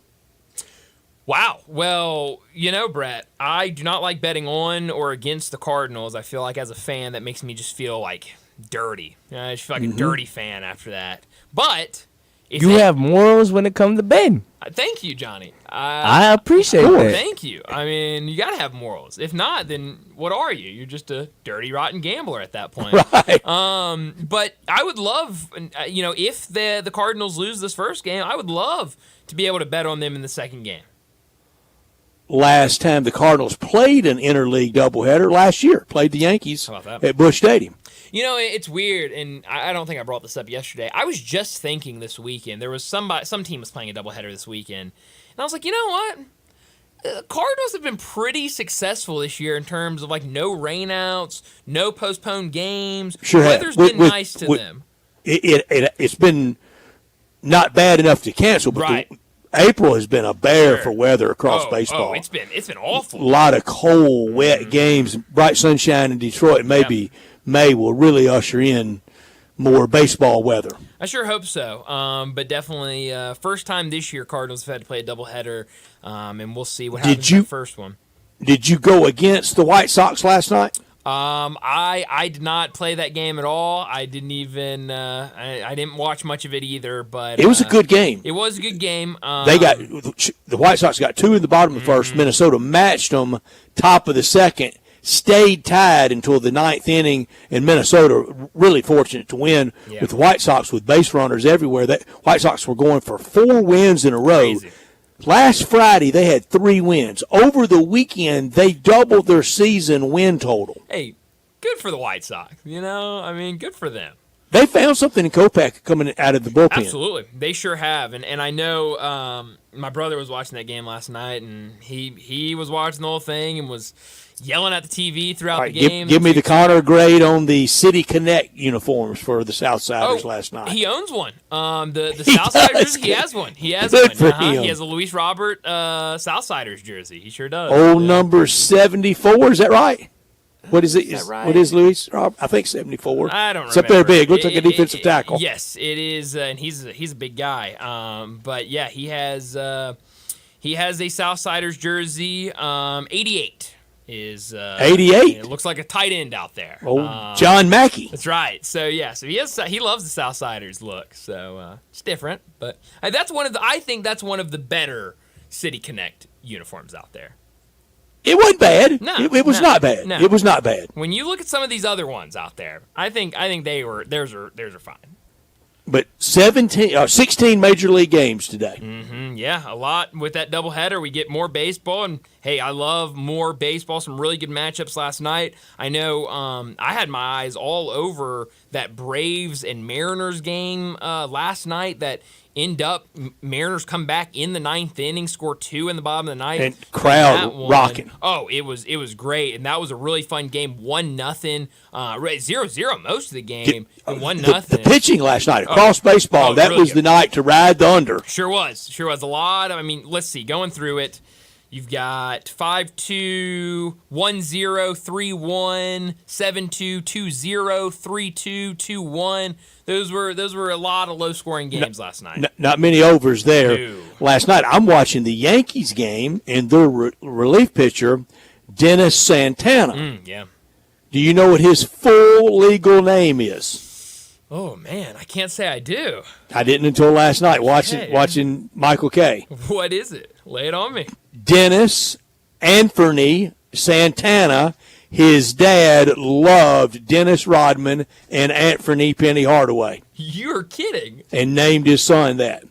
Wow. I had no idea. That's incredible. Yeah. Now pitching for the Yankees. How about that? That is incredible. Dennis Anthony Santana. Good Lord. I would have never. You could have made me sit here and guess middle names the rest of the show, and I don't know if I would have ever gone Anthony. That's awesome. Did you catch any of Luis Severino's? He went 7 innings with of no hit ball, 8 innings until they got a first hit in the 8th inning. I got there late. Really disappointed in you and Rob Fisher for not putting me on no-hitter blast. Well, I was late to it as well last night. I was very busy last night, and I got home, and it was about, I think, 6th inning. I could not have been accused of jinxing him because I didn't text it to anybody. I got to it after the hit was allowed. Yeah, no, it was, and then get a hit allowed. They take him out. Great standing ovation, and they end up losing the game. Often happens. Cubs come back 3-1, and Cubs been playing good baseball. 18-11 on the season now, and I was kind of hoping that would happen today. Flaherty just rolling, and take him out. Can't get to him. Sure. The next guy in the bullpen can't be this good. Jeez, and it often happens. Yeah, it does often happen. So maybe I see couldn't get any of those runs in for the Cardinals in the top of the 8th. So may often happen, but not often enough today. No, not often for the Cardinals, I guess. But no, I think some really good matchups. You mentioned those low-scoring games. Yankees-Orioles was a fun game last night. I hope that can continue tonight with 2 really good pitchers in Nestor Cortez and Dean Kramer tonight. So that's definitely going to be a game to keep an eye on. You waiting for your Mariners to get hot? Yeah, it looks could have been the spark last night. Sure, it looks like they're starting. A really, really bad start for them. But I think that series, what was it? A couple weeks ago maybe that they started turning around. They had that series against the Rangers where they played really well. And so, it feels like it's starting to come together. I thought that win last night over the Braves, though, was really a big one that maybe tonight you got Castillo going on the mound. So maybe you can hit a stride right now and really get out there. Because, the AL West right now is for the taking. There's some bad baseball being played. So maybe try to get a gap in there right now when you can. Minnesota now winners of 8 in a row after getting that win last night, 3-2 over the White Sox. Skip Schumacher made it look easy last year. Yeah. Water found its level this year with the Marlins, didn't it? Yeah, it sure has, and it's just been... I once told Skip Schumacher I thought he'd be a great manager someday. You know what? You did, and he had a great season, and I don't think he's, been the issue this year. It's been a lot of years. And then you accused me of telling everybody in Memphis that. Well, because, when I hear one, and then another, and then a third, and then told Eddie Perez that. It just sounds like you go down there and just go from locker to locker. Hey, bud, you're going to be a great Skip someday. day. Exactly. And but no, Marlins. This series is kind of a series of that was kind of my go-to. Yes. Late first decade of the 21st century play at AutoZone Park. Tell everybody it came through Memphis. That's really that's almost like you got a nice little game. Oh yeah. You're not going to the Hall of Fame as a player. You'll be a great manager someday. Manager, yes. You'll get into the managing side. You'll just be great. That's really good metaphor for it because it is very similar to that. But got a nice little game. Yeah, no, you don't want to hear that too often. But Marlins right now 6-24 have a series against the 7-21 Rockies. I mean that's a struggle of a series for both those teams. Both had Bud Black as first guy out. We did. It's feeling close, isn't it? It's getting really close. And I'm going to say it up to the All-Star break. Yeah. If you gotta fire them 1st of May, if you gotta fire them Memorial Weekend, you have to fire them middle of June. Why didn't you just do it last year and start fresh? Yeah, I mean it's always that trying to give them one more chance. But if they're already on notice, why even wait? Just rip that Band-Aid off and kind of start fresh. Because even if you know it's going to be bad, you can at least start fresh and maybe try to get something going with a new guy. But definitely going to be some fun games tonight, and who knows, maybe one of us will be beaming to one of those spots later this evening. But let's go ahead and get to a quick break. When we come back, it'll be time for Big Number of the Day. You already know you can listen to Sports 56 anywhere with the Sports 56 app or at sports56whbq.com. But you can also watch us daily with live video of all of our shows on Twitter, Facebook, YouTube, and Twitch. You can't say that. But it's true. You just made that up. No, I didn't. You can get to any Central Barbecue location from anywhere in Memphis in 10 minutes, depending on traffic. You made that up. Try me. Bartlett. The Summer Avenue Central Barbecue. Germantown. Not Memphis, but the Poplar location. South Memphis. Downtown. Olive Branch. Again, not Memphis, but the South Haven Central Barbecue.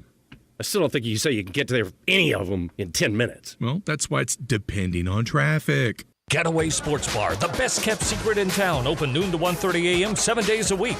Garvin, the owner, created this SEC NFL Dream Bar over 20 years ago. You'll never miss a minute of action. 10 TVs, 5 70-inch TVs for all the big games. Rack them up on 6 pool tables. Coldest beer in town, grab you a pool stick and get you some good bar grub. 100% Angus burgers, big and moist chicken tenders. Daily happy hour Monday through Friday, 2 to 6 p.m. with long neck domestics, $2.25. Getaway Sports Bar, 4632 Winchester. The good folks at Wendy's have a revolutionary new product for you. Introducing the new Orange Dreamsicle Frosty. It's like a time machine that takes you all the way back to now, the year 2024. It's the classic creamy, orangey flavor you remember. Dare I say, it's new-timey. It's the flavor you grew up with, just all grown up. Head over to your local Wendy's establishment and get yours while supplies last. The new Orange Dreamsicle Frosty. Here for the now, for now. Limited time only at participating Wendy's. When you think about insurance and you want great value without sacrificing great service, I want you to think one place, the Eflin Insurance and the entire Eflin Insurance team. Matt and his group of professionals will access 10 leading companies to find the right home and auto program that fits your budget and your absolute needs. The Eflin Insurance team, the number 386-GER, 386-4777. Around here at Wrangler, we are all excited for spring. The longer days, the warmer nights. When you've got your pick of shorts and jeans, either works just fine. Blue skies, open roads. Wrangler, for the ride of life. Now back to Sports Time on Sports 56 and 98.5 FM. Here once again are Brett Norsworthy and Bryant Dacus.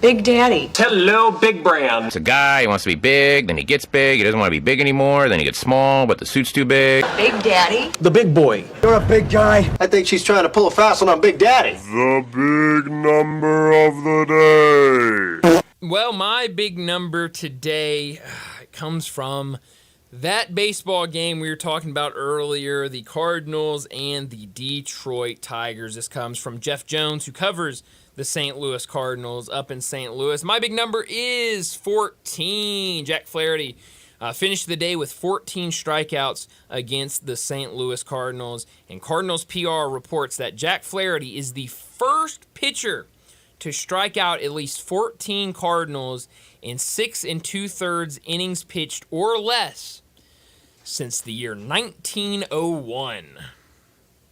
Whoa. So Great number. Phenomenal. Great research, Bryant. Great number. Well, it wasn't really research. I just saw a tweet and made it my big number. So Anyway, we got to do it. That's right. My big number is 3,741. What a number. Holy cow. That's James Harden's career playoff points scored. He's now the active leader that remains in the playoffs. He's 17th all time, but the ones in front of him, like number 1, LeBron James, out. Number 7, Kevin Durant, out. Number 12, Steph Curry, never in this year. Wow. That's incredible. That's a really good big number. And if the Clippers go out, it will take out him, Westbrook, Paul George, and then with Milwaukee and Giannis not adding to his total, if they go out, we could really get down. I think Al Horford's still way up there, Sure. but we're into some new people.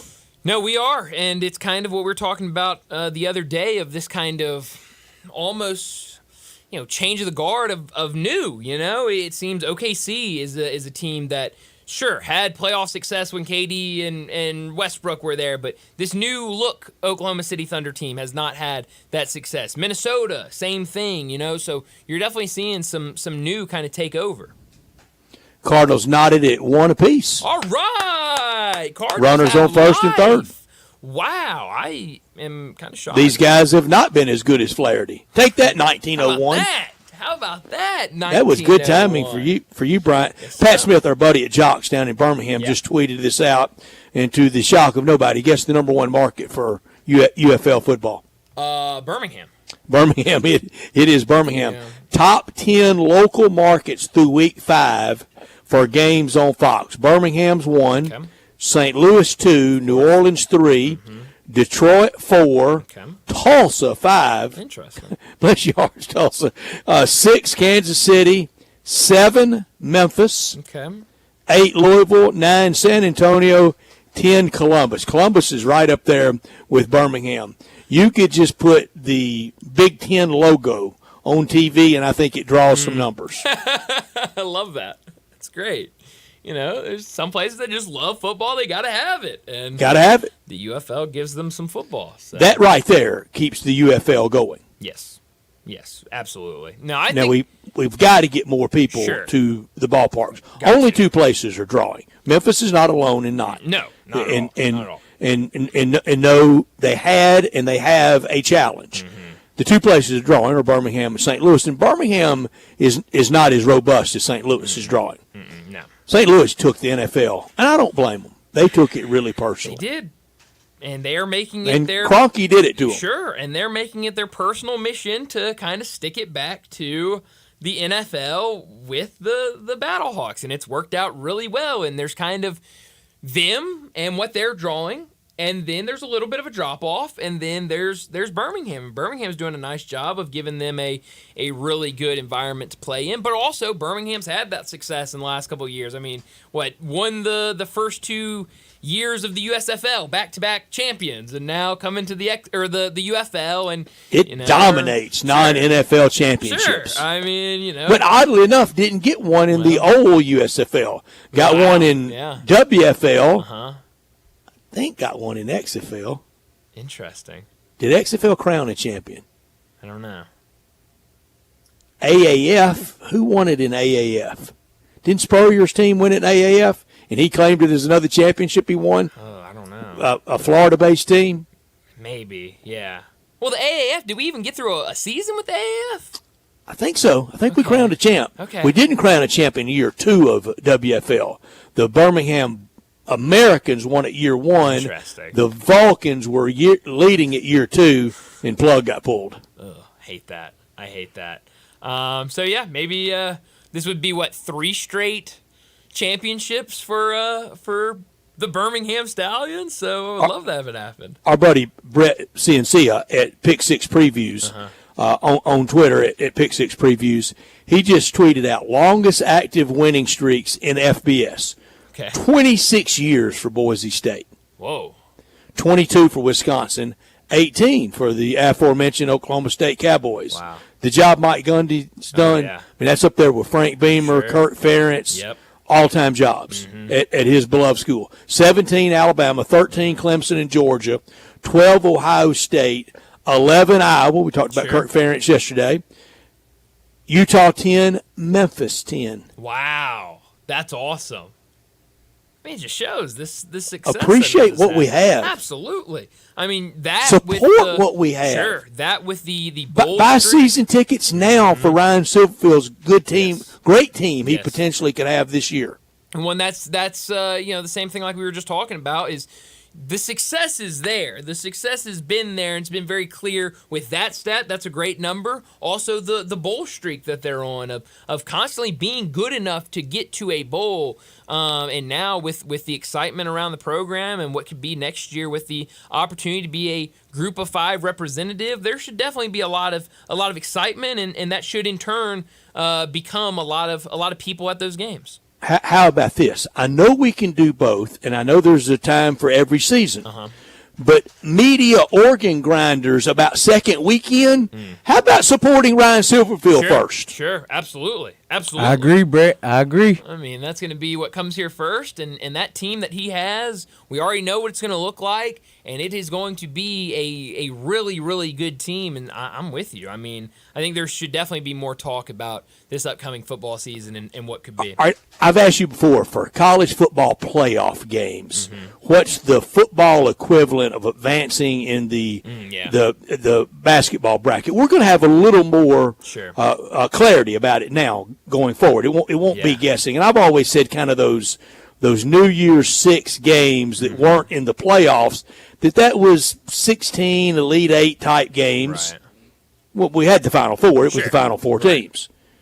I'm saying the Tigers winning the Liberty Bowl last year was the equivalent of a Sweet 16. Sure, certainly could be up there. I mean, that was massive, and I think dang sure winning a game in the tournament. Oh, absolutely, absolutely. And I mean, what that really meant, and what that kind of proved of, I think that has a lot to do with a lot of the excitement going into this year. Is look, you went up against a good Iowa State team in the Liberty Bowl and got that win and won. I mean, was dominant in that game, and so I think that was definitely huge, and I think gave that team a lot of confidence of, look, we can do it, we can beat these Power 5 teams, and kind of going into this season, there should be a lot of confidence for this group. So I'm excited about it. I know a lot of other people are excited about it, and that excitement's going to grow as we get closer and closer. But I'm absolutely with you, Brett. The people that are saying, that are already talking about basketball season, I like the excitement. I like it's there. Let's move that to the football team, and let's not have just that same basketball excitement. season, second weekend. Yes. Which is about 45 weeks from now. Yes, that's way far down the line. So I hope the football team gets even more than that, and it will be here before we know it. But let's go ahead and wrap up this second hour and get to a break. When we come back, we're talking the NFL with Bo Marchant.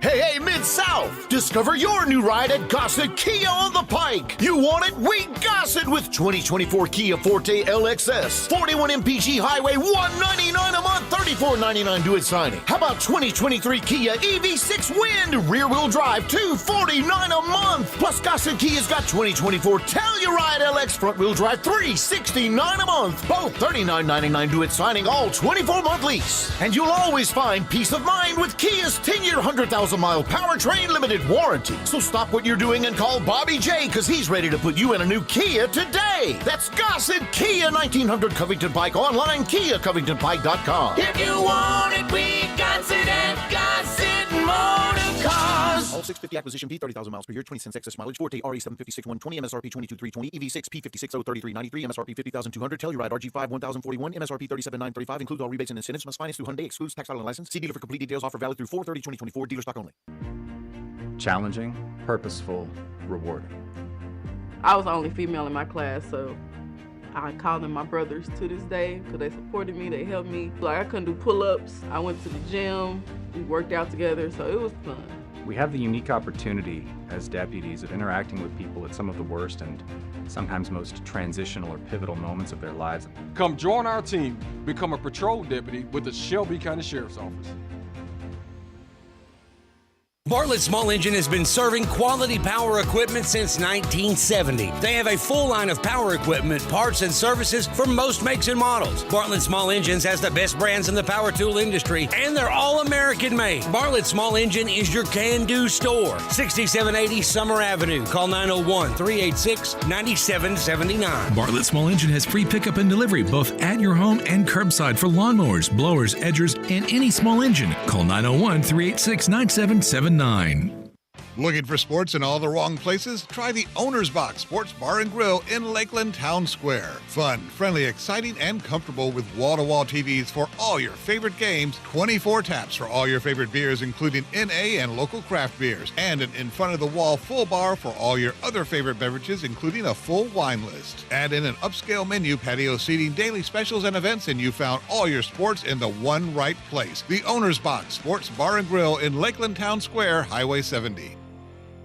Hey Mid-South, get to Gossett Mitsubishi Motors Spring Sales Event and get thunderstruck with 43 MPG Highway and 2024 Mitsubishi Mirage. We Gossett for $18,960 or $269 a month, or hit the open road in your 2024 Mitsubishi Eclipse Cross. We Gossett $28,350 or $379 a month, and adventure starts with 2024 Mitsubishi Outlander SE. We Gossett $32,765 or $449 a month. Plus, every Gossett Mitsubishi comes with Mitsubishi's 10-year, 100,000-mile powertrain limited warranty. That's Gossett Mitsubishi, 1870 Covington Pike, online 24/7 at memphismitsubishi.com. If you want it, we got it at Gossett Motor Cars. All 84 months Mirage RH00 5921 MSRP 19460, Eclipse RZO 342,249 MSRP 29,350, Outlander RZO 43754 MSRP 33,765, includes all rebates and incentives, PF 695, excludes tax title and license. See dealer for complete details. Offer valid through end of the month. Dealer stock only.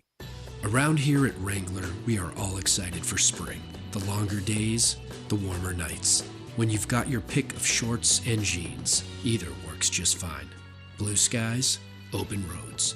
Wrangler, for the ride of life. This Sports 56 traffic report is brought to you by Luttrell Belting. They keep you moving. Sports 56 traffic.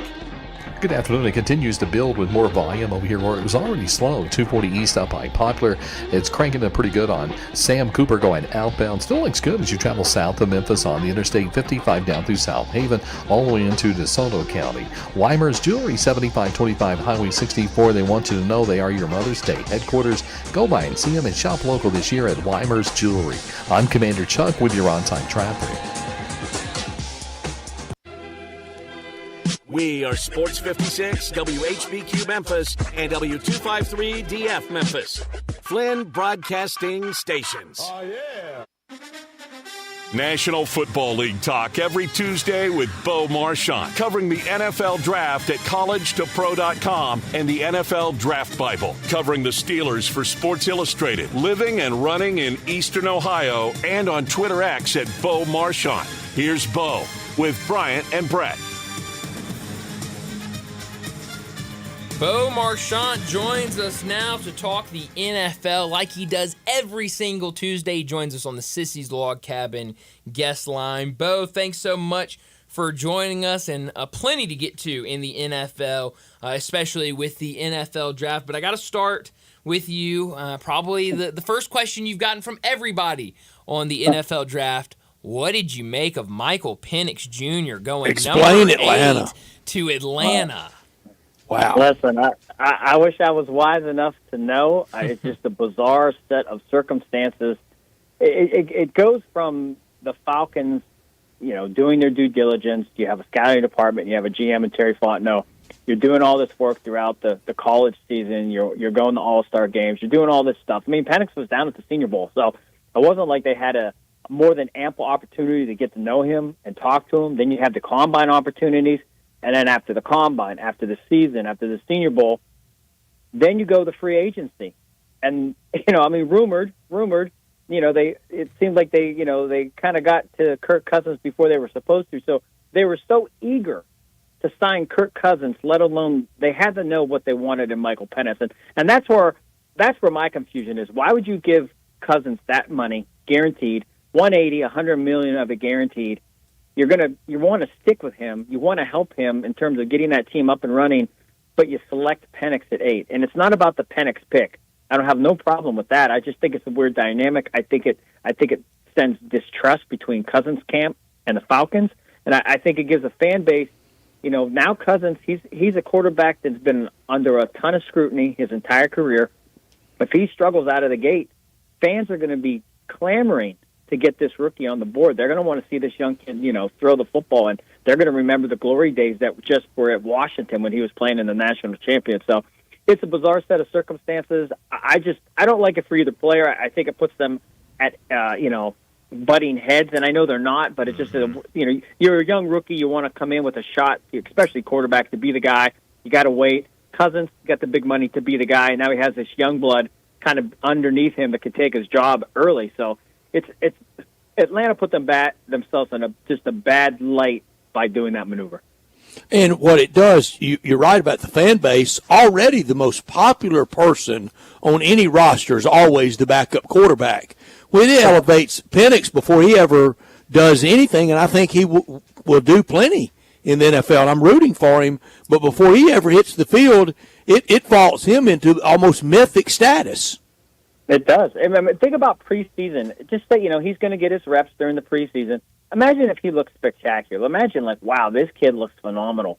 They're going to sit him. They put themselves in a pickle, if you will. It's just, you want Cousins to succeed. You want Penix to succeed. And then, first-round picks, when are you going to get to see him if you're going to pick up the fifth-year option? I mean, if things go according to that contract, you're really never even going to get to see Penix play. And even if you do, say they play Penix in year 3, that's going to be his rookie year in terms of him being the starter. And these are all hypotheticals. He could, Cousins could get hurt during the preseason and Penix is thrust into it. But if you're going along the basis of how these contracts are designed, the Falcons now, they got to worry about, are we going to see enough from this kid that we invested the 8th pick, and now we're going to give him, the 5th-year option. And we've come to learn, those 5th-year options that these guys get, they don't hand those out like candy. 9 times out of 10, or at least 7 out of 10, these guys aren't getting that 5th-year option picked up, and, they're going to hit free agency. So it's just a bizarre thing. It's something we're going to talk about because the season's going to approach. These guys are going to start mini camp. They are going to have training camp when summer rolls around. Preseason's going to start. And Cousins is going to have to get hot. The Falcons are going to have to get hot. If not, it's going to be Penix time sooner than we think. Mm-hmm. No, you're absolutely right about that. Well, you've been telling us for weeks that you were very confident that all these big-time quarterbacks would be taken in the first round. It felt like as we got closer and closer to draft time, more and more people were saying only those top 4 are going to be taken. Only a couple are going to be taken in the first round, and then guys like Michael Penix Jr., guys like Bo Nix would be taken later in the 2nd or 3rd round. So we saw that. I think that might have been the biggest wild card of the night for a lot of people, but you were on top of that. What other surprises did you see through the first couple of rounds of the NFL draft? I did not expect the quarterbacks to be off the board by 12. Yeah. I thought Penix or Nix would be, a late teen guy, and I thought Penix or Nix would be that team moving back into the first round, late, back in the 28 back to 32 in terms. So 12 in the top 12, I never imagined, but I did thought there would be 6. I think another thing that I was just kind of a little thrown off is the move for the Chiefs to kind of skyrocket up and make the move for Xavier Worthy. I thought that was a little bit of a stretch. I know he ran fast, the 4.21, and that's great, but John Ross ran fast and he never worked out. I just think Andy Reid and that team are creative enough to make that, and I think L'Jarius Sneed getting traded to the Titans and the way him and Murphy, O.J. McMurphy, those guys were in that secondary. I thought they were so important and so valuable to the Chiefs being able to become repeat champions. And I just thought they took the eye off the ball a little bit. I think that'll come back to haunt them. I don't think that's going to put them back into the Super Bowl. And I'll say it now. I think this is the I just think they left it open there. So that was the one thing, and I think the Chiefs, or not the Chiefs, I think the Colts getting Latu Alati from UCLA. I think he's the best rusher, and for him to slip to where they got him, I thought that was just a fabulous, fabulous pick. So I think in the Titans, I thought they did the right thing. They didn't go skill, they went O-line. I thought they played big boy ball, not 7-on-7 type drafting. That like we see Atlanta done. Kyle Pitts, Drake London, Bijan Robinson, Michael Penix, and now they have a Penix that's going to sit the bench. So those are some of the things I took away, but very disappointed in the Chiefs not going defense, or at least trying to replenish that. You could have got a Nate Wiggins late and not gave up what they gave. It wasn't a lot, but I just don't like the overall move to grab a receiver, especially in such a deep receiver class. Here's the setup, Bo. J.J. McCarthy has a great year, and he's Rookie of the Year. How many games, if he's Rookie of the Year, will Minnesota win? If he's Rookie of the Year, 7, I think. I would think double digits. Yeah. I guess it would have to be double digits. I'm just thinking, like, in division with Caleb Williams, that means the Bears are going to really have to go south. That's why they want him to be C.J. Stroud. Yeah, they do. So I'm just trying to think. I would say 7, though. I can't see them winning 10 games. But you're right, though. If they would win 10 games, I would probably put them close to a wild card spot, 10-7 or 10-6-1, and they would be right there, and he would probably get those accolades, and he'd have to play very well. He steps into a great system. Kevin O'Donnell and Wes Phillips, those guys are great offensive minds. They're kind of like that young bunch of, nice young coaches, OCs that can kind of develop these guys, and, that's where you'd like the nurturing part from McCarthy to kind of have that. You got an elite receiver in Justin Jefferson. You got another young, looks promising, elite-looking guy and Jordan Addison, and then, they bring in Aaron Jones, who still has a lot of pep. He just was banged up last season, but he's never had those injuries. So that offense should be explosive. It's about kind of like a Ben Roethlisberger or a Russell Wilson type rookie year where, just manage the game, don't ruin it for us, and we'll watch you grow. If you're that guy, you'll become the guy. Bo, you said something last week with us that really stayed with me the rest of the week, and in watching the draft and seeing the families and the hugs and the tears of joy, and I'm trying to remember, where was it? There was a player taken, and there was like a 10, 11-year-old youngster in the room, and you could just see the pride and how he was enjoying it.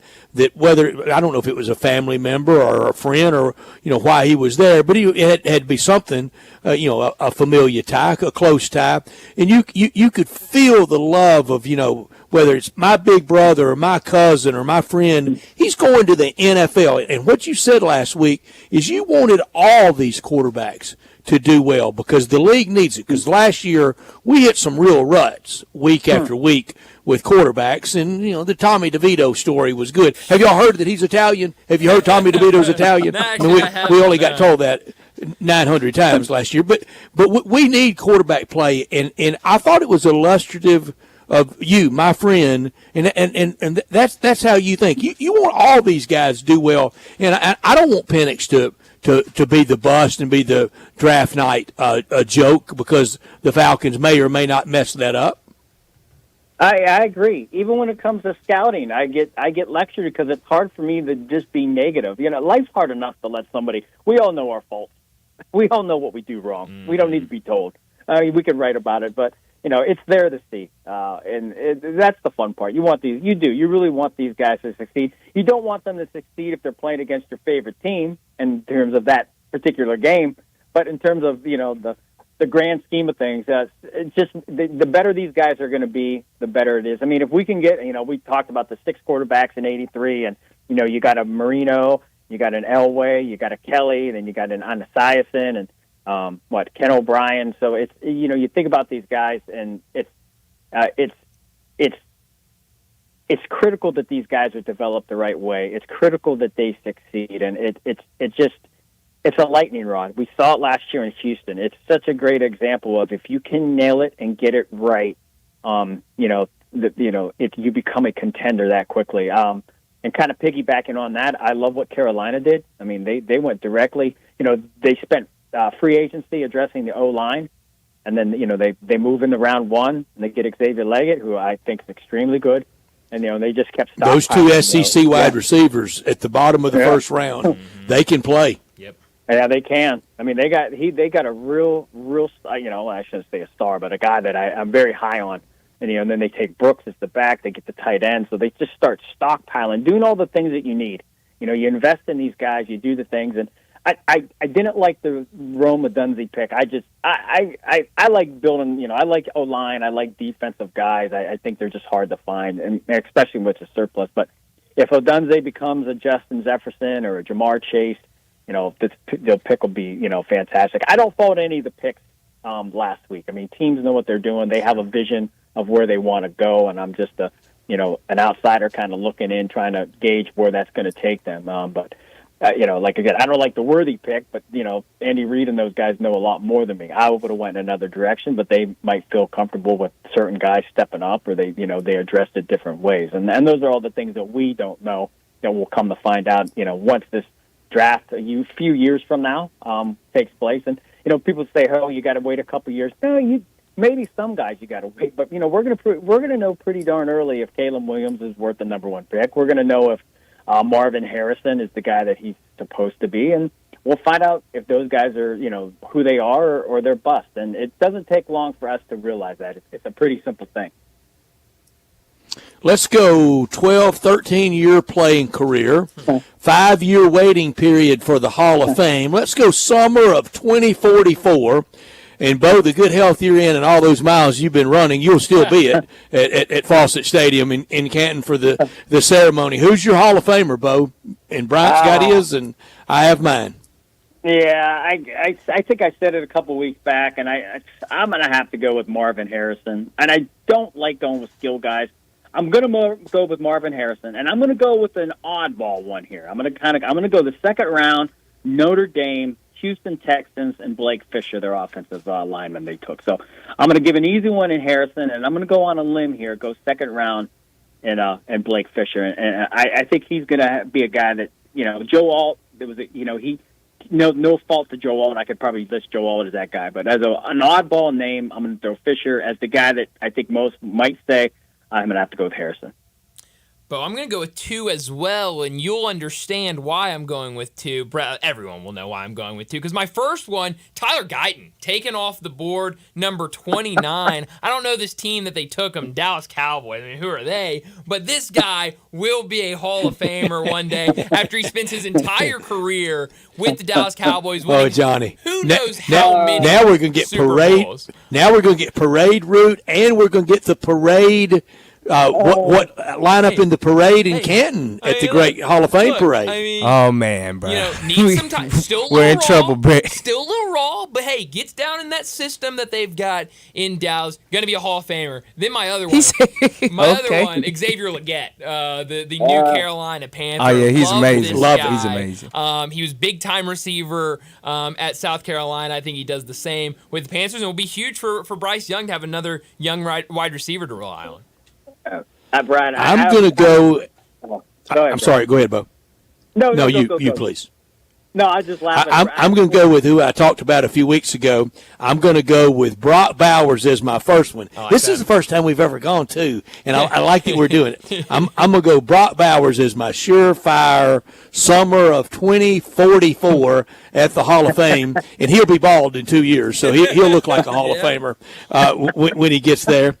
And I'm going to go with J.J. McCarthy, Rookie of the Year in 2024, Hall of Fame, summer of 2044. I love it. Wow, man. Wow. Entire career with the Vikings. Ooh. Tom Brady-esque almost. Yes, Michigan and the title and off to the McCarthy races. Jim Harbaugh said he was better at Michigan than Tom Brady. Yeah, well, I mean, he could say that. He might not believe it. But he won more. That's true. Yeah, he did. He did win more. But yeah, well, I mean, Brady, that whole thing. Who was the quarterback that the baseball player? Chad Henne. Drew Henson. Drew Henson, he had to deal with that. He was a local kid. There were so many things stacked against Brady. I mean, the quarterback room was deep. Had to deal with Dreesbach too. He was. It was. I read. I don't know what book I read. It might have been the Dynasty, but yeah. I mean, the scenarios that Brady went to. I mean, there was a point where he was going to leave Michigan. It just wasn't working out, and he was just a grinder. And every time you put him in, he just kind of answered the bell, and he goes on to be 6-time or 7-time Super Bowl Tom champion. Brady. Yeah. So he becomes the guy that we're going to talk about. Generations and generations will talk about him well after we're gone, talking about his greatness. Yeah. Talking to Bo Marchionte. He joins us every single Tuesday to talk the NFL. We've talked a lot about the draft, and one kind of storyline into the afternoon on Saturday was the fact that the Cowboys had not taken a running back in the draft. I know they had a big discussion on ESPN about why they hadn't gone running back. Mel Kiper he was losing his mind at the fact that the Cowboys hadn't taken one of the good running backs that had just been taken or that were still on the board. But then we get the news yesterday morning that Ezekiel Elliott is coming back to Dallas, and he signs a deal to be their running back. What did you make of this move? I'm still on the fence about it, leaning more to not a huge fan of the move. What do you think about Zeke back with the Cowboys? I like the move. It was just, I do. The offensive line for Dallas went downhill, and we all know Zeke is the guy from 2018 when he led the league in rushing, or when he was a rookie and he did the same thing. It's this is a running back with a lot of wear and tear on him, but he had a rejuvenated career last season in New England. He was the best back in New England, and Ramondre Stevenson is a stud. He's a hard runner. But that was Zeke. Zeke took, and for him to go back, I think the Cowboys, and I think this was the thing.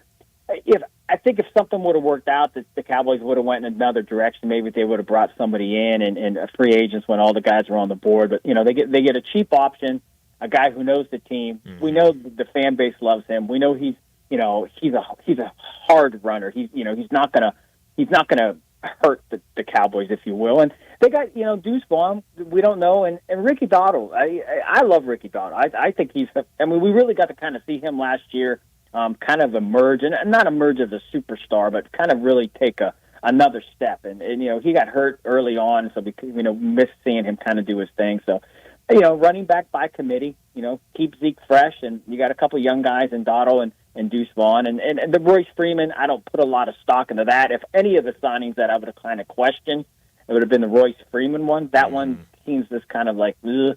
But I think with the core of the three with Deuce and Rico and getting Zeke back, I just think it. Listen, when you just hypothetically, if they open up Monday night or they're on Monday Night Football and you're seeing them go to the Star and you see Zeke in that uniform, it's just like, as a Dallas Cowboys fan, Brian, you're like, oh, everything seems normal with the world right now. Oh, so. I believe me. I know that once I see him on the field, all those great memories, those fond memories that I have of Zeke will all come back and life will be fine.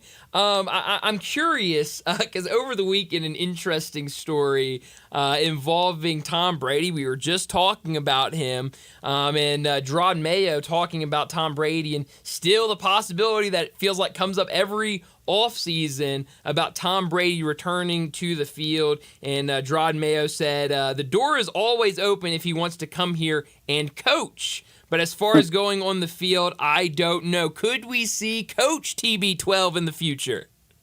I'd put him back on the playing field playing before I see him back on the field coaching. All right. Yeah, that's my opinion. I think he's a player at heart. Mm-hmm. Some guys do love coaching. I think that's it. I never see a coach, in Brady. I could see a coach in Peyton Manning. I could see him wanting to do that. He's just a football junkie. I think Brady, he's more suited for the studio. Not that Peyton Manning isn't by any stretch of the means, but I just think Brady is that personality, that pretty face where you just kind of want to see him on Thursday night or Monday night, Sunday night, kind of doing the television gig or owning a team. But I think the long days and that thing, and I think he would just get too frustrated. He's Tom Brady. I think the commitment to excellence that he has for himself, and I think that's why some of these guys, as great as they are, sometimes they don't work out to be great coaches because they just know the one way and their way. And we've seen it with Michael Jordan, et cetera, other greats that have kind of had opportunities to kind of be on the sidelines and hold the whistle and the chalkboard, but it doesn't work out. So, but that's my opinion. If he's a coach, and I imagine if he was, he'd be fast-tracked to head coach. But even that, he's got too much. He's too young. He's got too much going on. I guess maybe I'm living vicariously through Tom Brady. If I was Tom Brady and I had what he has right now, I'd want to go enjoy life, enjoy my kids. I do not want to sit at a facility from 7 a.m. till 9 a.m. breaking down tape and worrying about if we have a left tackle that's going to play Sunday. We know he loves football. He left Gisele Bündchen for football. Yeah. That he did. Football. Yeah, that was football. Not that was playing. Him. That's right. Yeah, that was him playing. So that's where I think if he can't do that, I don't think he wants to commit to that type. I need to rethink a bunch of things. Priorities. But can you imagine if Peyton Manning or Tom Brady were your position coach or your offensive coordinator, Bo, in those meetings? How would you ever please them? You couldn't. I guess it'd be trying to break down physics with Albert Einstein. You'd always feel let down, and he would always probably feel let down, knowing that he's smart, but he's just not. He just doesn't have it. So, but it would be fun. I mean, it would pack houses. Tom Brady is such an iconic name. It's just hard to imagine him just being an assistant coach or a passing coordinator, or even an offensive coordinator. It just seems beneath him because of his stature and where he's at in life. So that's why I don't see it. And then on the flip side, I don't think we saw it with Jeff Saturday, him getting a head coaching job with no experience. I don't think Brady would go that route. So I just don't see it happening. I see him stepping on the field, playing back in the NFL, which I don't think is going to happen. But if anything happens, I think that's the scenario, and I think the most likely, logical, and we know the money's going to be there, is for him to kind of be in the booth, talking to us about what teams are doing on the field as an announcer. Yeah. Oh, Bo, you made a great point there. Jeff Saturday took out a bunch of people with any idea of kind of that NBA template of going quickly from playing with no coaching experience into being the head coach. Baseball's done it. And they're kind of mixed reviews with both. Jeff Saturday, he did a number on any owner thinking about doing that. Mm-hmm. Yeah, and it did. I mean, the work that goes into when you're on that staff at that level, it's immense. You're talking about you're giving up time away from so many things to put it into being in the National Football League, and that's why it might be fun to do it for a trial run like Saturday got to do, but long term, these guys, they're a different breed. I mean, look at Andy Reid and his age and all the things that he's been through, and he's still signing contract extensions. It's in his DNA. Like we joked around with me running. I mean, I'm going to be running. I'm going to be that junkie Jerry Rice. I'm going to be a Hall of Famer, but I'm going to go off to Oakland or the Raiders when he was there, and then I'm going to go to Seattle, and I'm going to keep going until they say, hey man, you got to hang them up. If not, Jerry would still be playing. Owens would still be playing. Manning would still be playing if he could throw the ball. These guys is just in their blood. Yeah. And every one of them you named, they would still be playing, and they all would have big divorces because all of them's wives and families were going, it's over. You're through. Yep. Yeah, that's the case. But that's the fun part. These guys, they love it so much that they can't get it out of the system. And on the flip side, not to get off, I don't know how much time we have, but I saw Marquise Pouncey, Pro Bowl All-Pro center for the Steelers, and he was, the guys come in. They had a Jersey Day last season, and he came in and he said that was his first time in Pittsburgh. He has no animosity towards the Steelers or the game of national football, but he's doing his own thing. Yeah. He has, I think, a tequila or vodka business down in Florida. So he's enjoying life. He's just, this is what he did during that moment. And now he's on to a whole nother lifestyle and set of circumstances. Football wasn't, defined him. It was just something he did. And now he's off doing other things that he enjoys. Yeah, no, it's definitely interesting to see what different routes former athletes go after, because you're right. I mean, they can be so different. Some guys just completely do something different from the sport they played for years. Other guys feel like they have to stick to it because it's all they know and it's what they're good at. So it's definitely interesting. But I'm with you on Tom Brady. I think we see him in the booth, and I think he's going to be really, really good at it. But Bo, as always, thanks so much for joining us, and we'll do it again next week. Yep. Stay safe as always, gentlemen. Thanks, Bo. Bo Marchant joining us to talk the NFL like he does every single week, and plenty to talk about this week with everything that happened over the weekend in the NFL draft. Well, let's go ahead and get to a break, and when we come back, we'll talk about what's trending. Start your day with Sports 56 Mornings with Greg Gaston and Eli Savoy. Weekday mornings from 7 to 10, right here on Sports 56 and 98.5 FM. This is hard to believe, but the Hyundai Santa Fe is actually better. I know, that's crazy, isn't it? The 2024 Santa Fe is new, top to bottom, and even better than before. It's almost as big as the Palisade, so roomy, and now it's got a standard third row. Everybody's clamoring for that. And it's the best SUV when it comes to the ride than ever before. You know how with SUVs you love it because you're sitting high, but you don't get that luxury kind of ride like a sedan? You do with the 2024 Santa Fe. It's the best riding SUV ever, and it's quiet. It's the ultimate family car. All you've got to do to be sold is to test drive it. The people at Homer Skelton Hyundai are saying, come try it. You'll love it. Homer Skelton Hyundai, right at the corner of Highway 78 and Craft Road. First exit in Mississippi. Go see the ultimate SUV, the 2024 Santa Fe. Welcome to the Rendezvous. This is John Vergas. When my dad started the Rendezvous in 1948, I don't think anyone could have imagined we'd still be serving shoulder, cheese plates, and our world-famous dry rub ribs 75 years later. But we are still here in the basement, in an alley in downtown Memphis. We sincerely thank you for making the Rendezvous what it is today. Charlie Vergas Rendezvous, a legendary experience for over 75 years, whether you dine in, pick up, or ship across the country. Hey, Mid-South! Discover your new ride at Gossett Kia on the Pike. You want it? We Gossett with 2024 Kia Forte LXS. 41 MPG Highway, $199 a month, $34.99 due at signing. How about 2023 Kia EV6 Wind, rear-wheel drive, $249 a month. Plus, Gossett Kia's got 2024 Telluride LX front-wheel drive, $369 a month. Both $39.99 due at signing, all 24-month lease. And you'll always find peace of mind with Kia's 10-year, 100,000-mile powertrain limited warranty. So stop what you're doing and call Bobby J, because he's ready to put you in a new Kia today. That's Gossett Kia, 1900 Covington Pike, online, KiaCovingtonPike.com. If you want it, we got it at Gossett Motor Cars. All 650 acquisition fee, 30,000 miles per year, 20 cents excess mileage, Forte RE756 120, MSRP 22,320, EV6 P56 03393, MSRP 50,200, Telluride RG5 1041, MSRP 37,935, includes all rebates and incentives, must finance through Hyundai, excludes tax title and license. See dealer for complete details, offer valid through 4/30/2024, dealer stock only.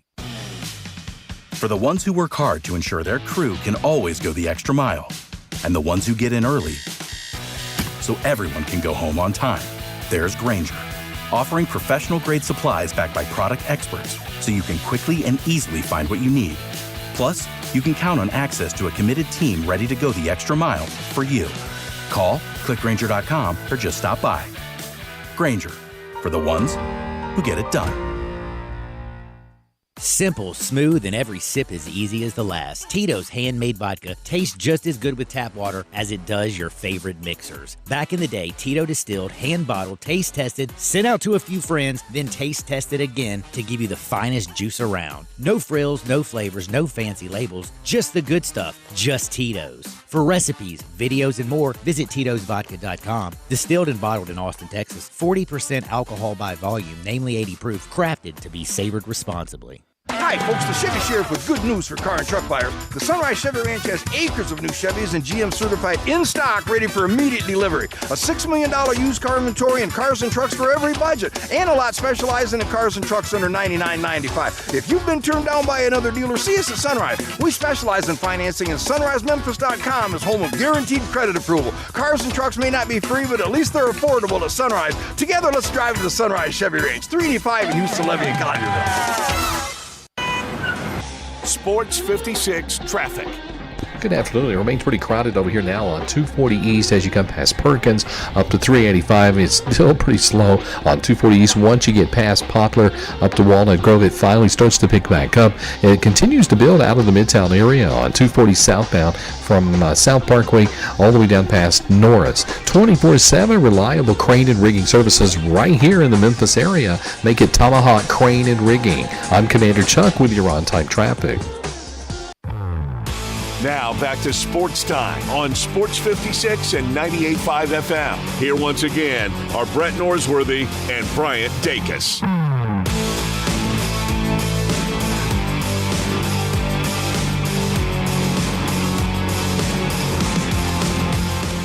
Well, some very significant baseball news coming out within the last 30 minutes, hour or so. And he's now spoke to reporters, but Mike Trout is going to have to need surgery for his knee. According to ESPN, they were first on the story that I've seen, at least, Jeff Passan and Alden Gonzalez from ESPN. The extent is not known, but a source said it is not expected to be season-ending. And then a follow-up tweet from Alden Gonzalez. It's a torn meniscus, Angels GM Perry Mnesian announces no timetable right now. So it just seems like Mike Trout, it's been really tough these last couple of years for him. He's had a good start to the season, batting about 220, I think 14 or so home runs. So, has been playing well. And then you get news like this, and it's definitely got to be heartbreaking for him. Like we were talking about those guys earlier, it's always something with him. And when he's in there, he's great. But he's been out a lot. I think last year only appeared in, 37 games? Yeah, I mean, it wasn't a lot. And that's kind of been the MO for him lately. And it's exactly like Zion. He cannot affect it. I mean, it's nothing he's doing. Mm-hmm. It's just it feels like every single time he's kind of catching his groove. We're not blaming a guy. No. We're not. No, we're just stating that he's not in there a lot. Yeah. And talking about career postseason at bats, he's just got very, very few, and they haven't done a lot of winning, and he plays a lot of times when most of the rest of us are sound asleep. And just if it's the better case of the lighter end of meniscus, that's 8 weeks, isn't it? Yeah. I think easily 8 weeks. So back around right before the All-Star break. And I think that's best case scenario. Extremely best case scenario. And it's always not expected to be season ending. Right. Until it is season ending. Yes, and usually you don't, it's kind of further down the line that you even really start talking about that. But like I said, he talked to the media just now, and Sam Blum, who covers the Angels for The Athletic, this was his tweet just a couple minutes ago. Mike Trout was fighting back tears as he spoke to the press today. Very emotional, was at a loss for words in describing the disappointment. Said he felt it a bit in the third inning yesterday, but no serious pain until postgame. We'll have surgery ASAP, he said. So, not great. Definitely not good for the Angels. And it's probably going to be another really rough season for them. But just really, really rough news. Not the news I wanted to see from him. It is. Any news on Porzingis today? Yeah, so Porzingis is going to be out for Game 5 at the very least. I don't know. I kind of saw it in passing earlier. I don't know if that's anything more going forward, but I do know he'll be out the next game. That was reported earlier, maybe about an hour ago. What is the extent of it? So here it is. I just pulled it up.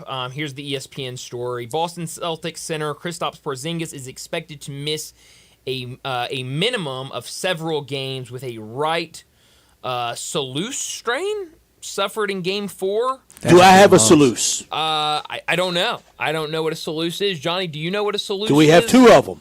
I don't know, man, but it sounds like it's I'm probably mispronouncing it like crazy. I'm sure someone's driving down in their car. I'm going, just epidemiologist. I'm not an orthopedist. And I'm nothing. I do not claim to be any doctor at all. So yeah, that's going to be a big miss for him. The Celtics. I'm going to go with Salus too. I see it now. Soleus. Salus. I don't know how it could be anything other than that. I don't know, but I've never heard of it before. The Salus, and then in quotes. So right Salus, that means you must have a left one too. So I at least have two of them. It's like a lot of things. We got a pair of them. That's right. You got a pair of them. I don't want anything strained. We got a pair of them. No, absolutely not. I mean, like fingers, I got 10 of them. I can have a strained finger or two. Yeah, wow. We get 10 to a pair. I don't want anything strained. No, not at all. So, yeah, it sounds like this is going to be... so calf strain. Salus yes, is the calf. is the calf. I'm reading down. Yes. I've gotten to the story. Welcome to the story, Brett. Thank you. Yeah, so that's definitely not great. That's glad to be huge. here. I'll be here all week. Definitely. No, really just 3 more days. That's this right. week. Well, That'd be all true. week. That's true. But this is it's a big blow for the Celtics. Kristaps Porzingis has been playing well, and now we'll miss Game 5. I don't see we him all thought having Achilles. much trouble. Oh yeah, when they do that quick step of you know what? Yep. And especially when it's that non-contact injury, you always fear the worst of the worst when it's a non-contact injury. Yeah, but Achilles is not the career ender that it used to be. Right. Yes. It's a long, painful rehab. Sure. Thankfully to medicine and doctors out there, it's how hard not as bad. Okay. Oh no. First off, Johnny, anytime you get a high hard one right after talking about injuries and doctors and a pair of them I don't know where this is going to go. So Brett, please proceed. You never know. You never know. If you were a doctor, what doctor would you want to be?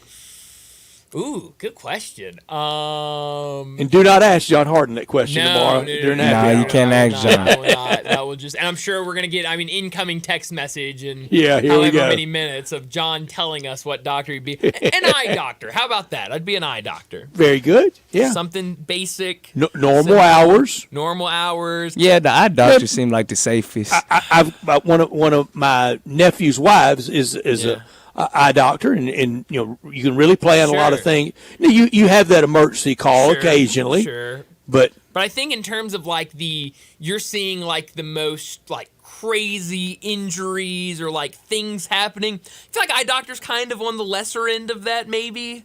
But I wouldn't want to be any kind of surgeon. No, absolutely not.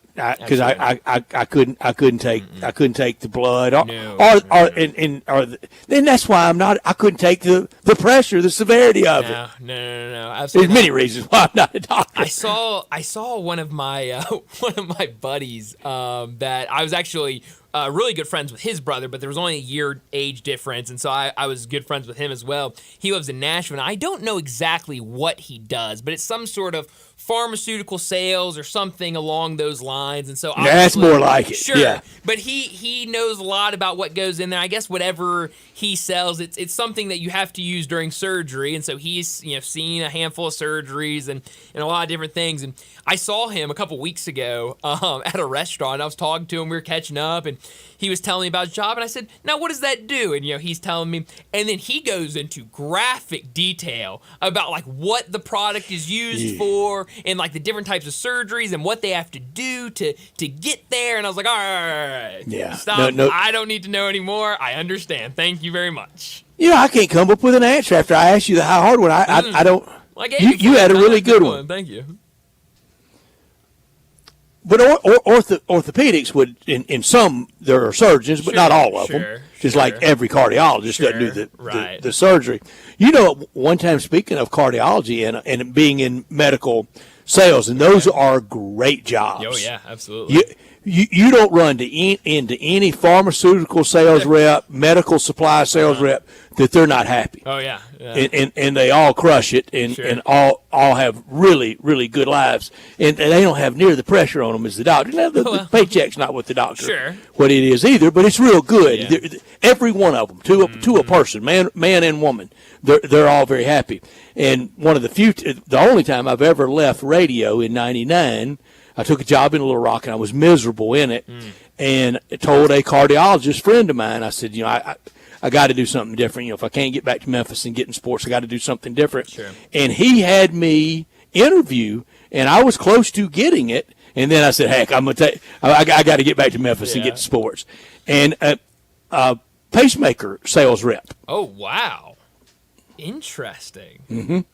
But the training for it was going to be extensive to, really learn a lot about it. Not to the level of being, someone that can put in a pacemaker. Right. But you got to know what it does. You got to know the ins and outs of it. And I'm sure you have to view a lot of probably pretty gruesome things when that happens. And you probably don't have to do a whole lot of cold calling. They call you. Well, that's true. Can you see me as pacemaker sales rep? It wouldn't have worked. Not at all. I tell Bo Marchand all the time, this is what we were called to do. Sure.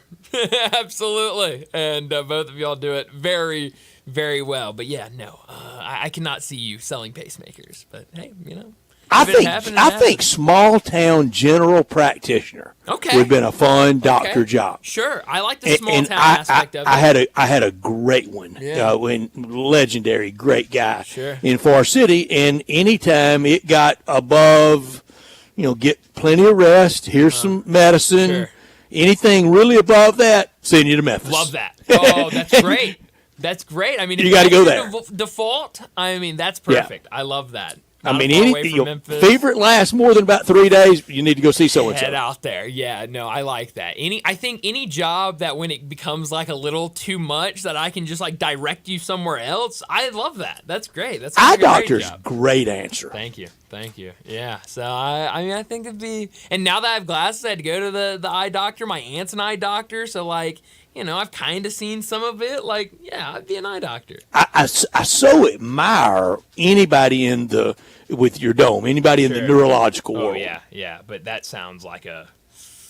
But boy, you got to deliver some bad news in it. A lot of bad news, a lot of pressure on you when it comes to some of the operations. Yeah, I would stay away from that. And kind of back to the whole surgery thing. Anything like that where like I am responsible for something. No, thank you. No, but to be a team doctor would be fun, wouldn't it? That would be fun. Yes, that would be really fun. But yeah, that's a very, very. There's a interesting bunch question. of team doctors around now. There sure are. There really are. Every Johnny, got to have at least one, and most have. Well, you have neurologists around. You have of course, the orthopedist guy around. Yep. Even dental work. Sure. You have the team dentist. Team dentist, love that. Maybe they got everything now, Brett. You want to be team dentist. Your job, the eye doctor. Sure, yeah. Only sport I don't think I would want to be a team dentist for is hockey, and I'm sure they've got to have good team dentists. Here's the prescription you have to write: eat more Jell-O. Yes. Because there ain't a tooth in their head. Lose a lot of teeth playing hockey. We've got some hockey later. Kind of forgotten a little bit about the hockey playoffs. Yeah, and I'm afraid. I'm waiting. I'm ready for this round to wrap up. Well, Brad, I'm afraid our Maple Leafs and our Predators are on the brink. I can't get either across the line, can I? No, you can't. And I think Austin Matthews, their star player, I believe, is out tonight for the Maple Leafs. So not looking good, down 3-1 against the Bruins. But that's your hockey talk for the day. Let's go ahead and get to a break. When we come back, we'll wrap up today's show and talk about Crunch Time. Be sure to follow us at Sports56 WHBQ on Twitter, Facebook, Instagram, and YouTube to watch live video of our shows, stay up to date with station events, and have chances to win prizes. Don't miss out on anything that's going on. Follow us at Sports56 WHBQ.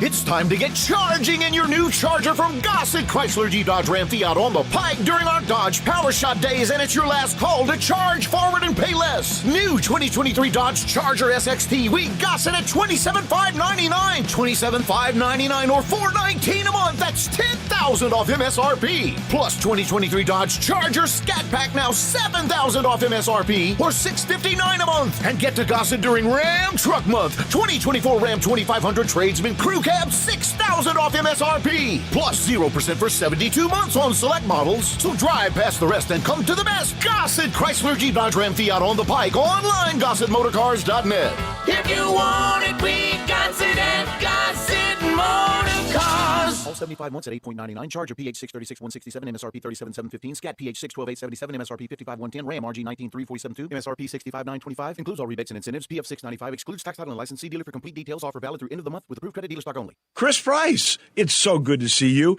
And you have a new business? Yes, Dave. MetroBuildersMemphis.com. Have you noticed water stains on your ceiling? With storm season here, take a walk around your home or business and look up. Make sure there are no water stains signaling a leak prior to the heavy storms coming in. If you do see signs of water, call me. My team and I will come out, diagnose the problem, and prescribe a fix. Our team of Hague certified inspectors are waiting to assist with any inspection or repairs you may need. We have 3 crews dedicated to repairing roofs in the Mid-South. As certified Owens Corning and Mule High dealers, we offer 20-year, no dollar limit labor and material warranties that offer hassle-free ownership. That's our hassle-free ownership guarantee. Allow Metro Builders team of professionals to assist you in maintaining your property's integrity and value. MetroBuildersMemphis.com. Your local commercial roof experts. Ask about our commercial roof maintenance agreements. Protect your investment with MetroBuildersMemphis.com. Call me, 901-375-1717. That's 901-375-1717. 375-1717.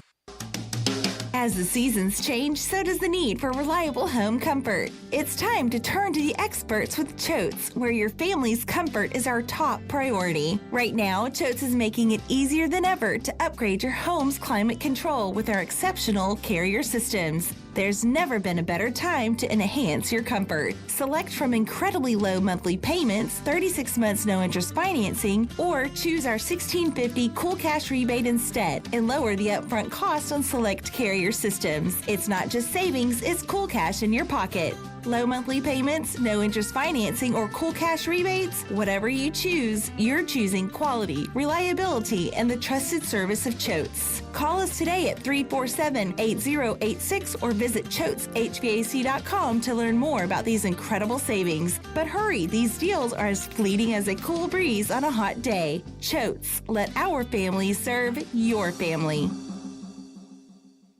It's time to get to Gossett Volkswagen Germantown, where we're celebrating the 75th anniversary sales event, and it's time you got your new V-Dub on. Get ready to take your pick of 2024 Taos S, or 2024 Tiguan S, or 2024 Jetta Sport. Your choice, $279.99 a month. Pick the right Volkswagen for you at Gossett Volkswagen Germantown. Plus 1.9 for 60 months on all Atlas and Atlas Sports. Or get 2024 Atlas Cross Sport SE for $33,988. So get it done and be ready to ride at Gossett Volkswagen Germantown, 7420 Winchester Road. Online, GossettVWG.com. If you want it, we got it at Gossett Motor Cars. All 36-month lease, 7,500 miles per year. Taos RMO 51756, MSRP 26063. Tiguan RM 103910, MSRP 31363. Jetta RMO 48802, MSRP 25506. Cross Sport RC 2364449, MSRP 38981. Includes $3,000 rebate. Cannot be combined with special APR. Includes all rebates and incentives. PF 695. Excludes tax, title, and license. See dealer for complete details. Offer valid through end of the month with approved credit dealer stock only. Get 5 quarts of O'Reilly Full Synthetic Motor Oil and a MicroGuard oil filter for $31.99 at O'Reilly Auto Parts. In-store only. Limit supply. O'Reilly Auto Parts. Now back to Sports Time on Sports 56 and 98.5 FM. Here once again are Brett Norsworthy and Bryant Dacus.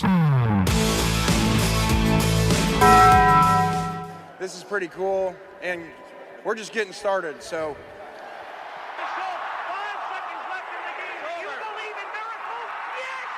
Go crazy, folks!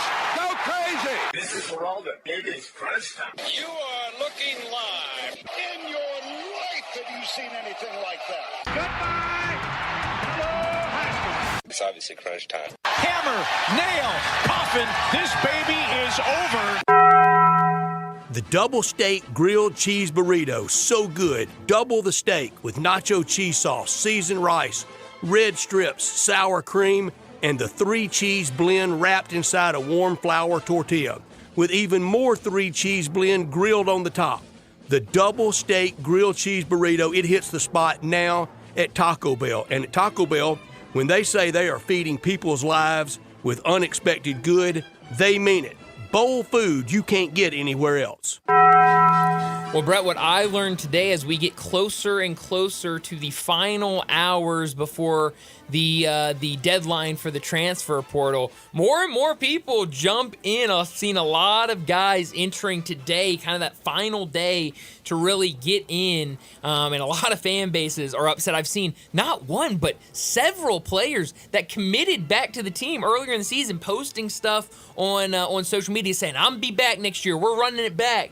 Earlier this month, now turn around today and enter the transfer portal. It's a wild world in the transfer portal, but it looks like for the Tigers, I know there was a lot of question marks about what would happen, and it seems like for now at least, and still a couple more hours left, but it does not look like either of those two guys are going to enter the transfer portal. Nicholas Jourdain has reiterated that he will be back, and it does not look like he's going to enter. David Jones, his name also not in the transfer portal. So if and when we get to that deadline before an announcement, that means it's either pro route or back to Memphis for him, and that would definitely be huge. Yeah, we've got new definitions now for commitment and for run it back. Absolutely. None of them mean what we thought they meant 2 months ago. What I learned today, College Football Playoff Committee badly wants no rematches, and I understand that, but unlike the NCAA tournament that can mandate, and they do, no first round and generally no second round. They try to manipulate it, not even for second round rematches, and they can accomplish that.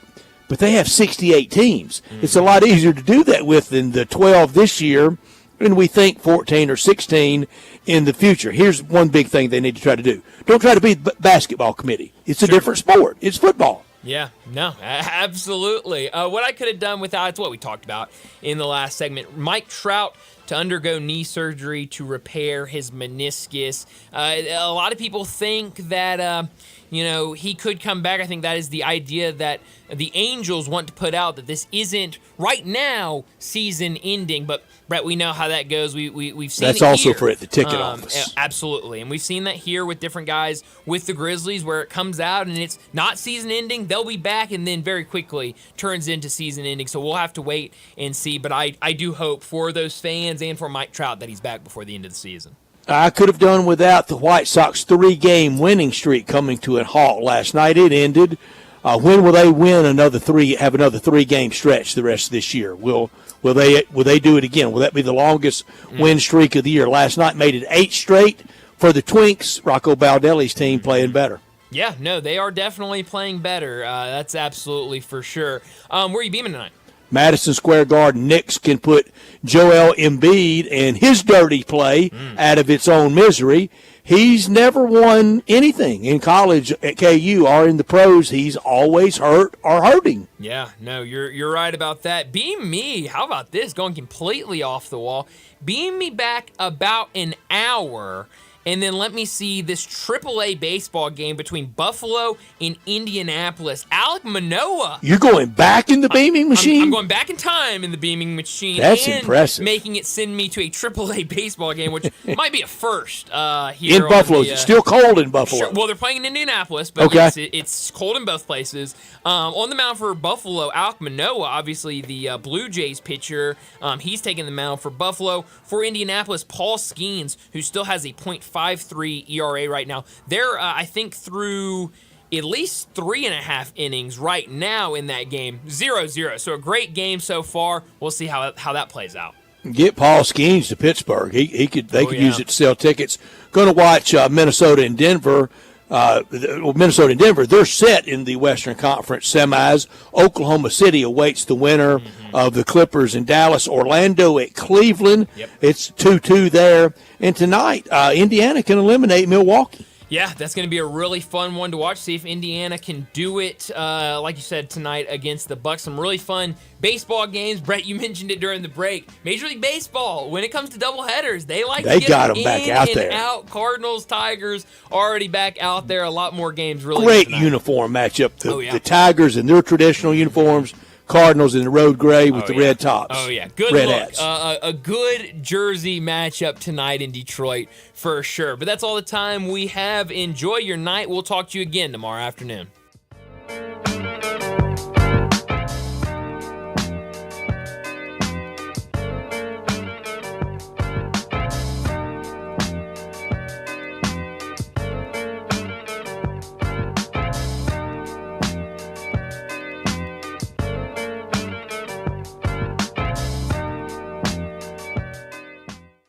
Jason, my main man Marshall, what's up over there at Gossett Volkswagen on the Pike? Well, Randy, we know the one size doesn't fit all at Gossett Volkswagen, so we've got a take your pick offer that covers all the bases. Well, everybody I know, including me, loves choices. So, Jason, what do you got? How about a 2024 Taos S, 2024 Tiguan S, or a 2024 Jetta Sport? Take your pick for $279.99 a month. Plus 1.9 for 60 months on all Atlas and Atlas Cross Sports, or get a brand new 2024 Atlas Cross Sport SE for only $33,988, and no reasonable offer will be refused. Ask for Jason, the main man Marshall, at Gossett Volkswagen, 1875 Covington Pike, or online at GossettVWMemphis.com. That's Gossett Volkswagen on Covington Pike, where we're charging forward and charging less every day. All 36-month lease, 7,500 miles per year. Taos RMO 51756, MSRP 26063. Tiguan RM 103,910, MSRP 31363. Jetta RMO 48802, MSRP 25506. Cross Sport RC 23449, MSRP 38981. Includes $3,000 rebate. Cannot be combined with special APR. Includes all rebates and incentives. PF 695. Excludes stock final license. See dealer for complete details. Offer valid through end of the month with approved credit dealer stock only.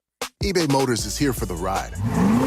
120,000 miles of night drives, daily commutes, and who knows how many. Are we there yet? Through countless fixes, elbow grease, and a new radiator, you kept your ride alive. With eBay Motors, you have over 122 million parts to keep it running. And with eBay Guaranteed Fit, they'll be the perfect fit every time. Plus, at these prices, well, we're burning rubber, not cash. Keep your ride or die alive at ebaymotors.com.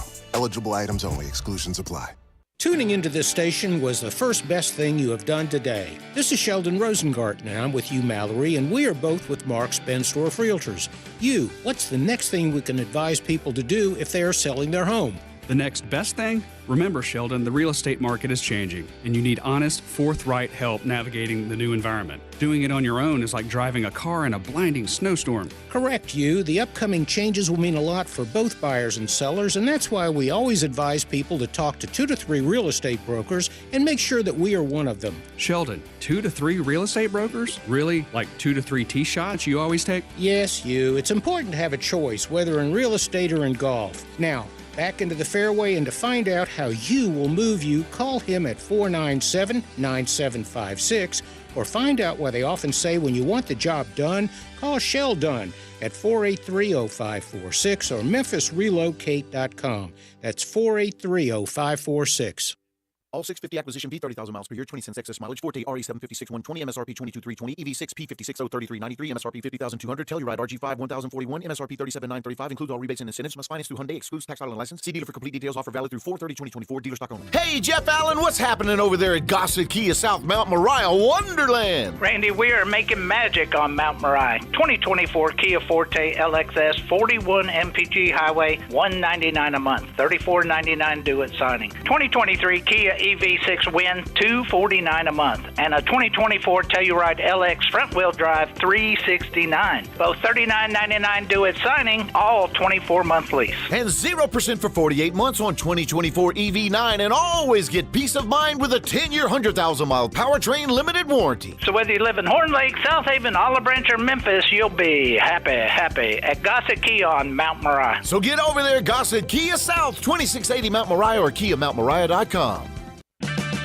Check engine light on? Take the guesswork out of your check engine light with O'Reilly Veriscan. It's free. Ask for O'Reilly Veriscan today. O'Reilly Auto Parts. We are Sports 56, WHBQ Memphis, and W253DF Memphis, Flynn Broadcasting Stations. We are Sports 56, WHBQ Memphis, and W253DF Memphis, Flynn Broadcasting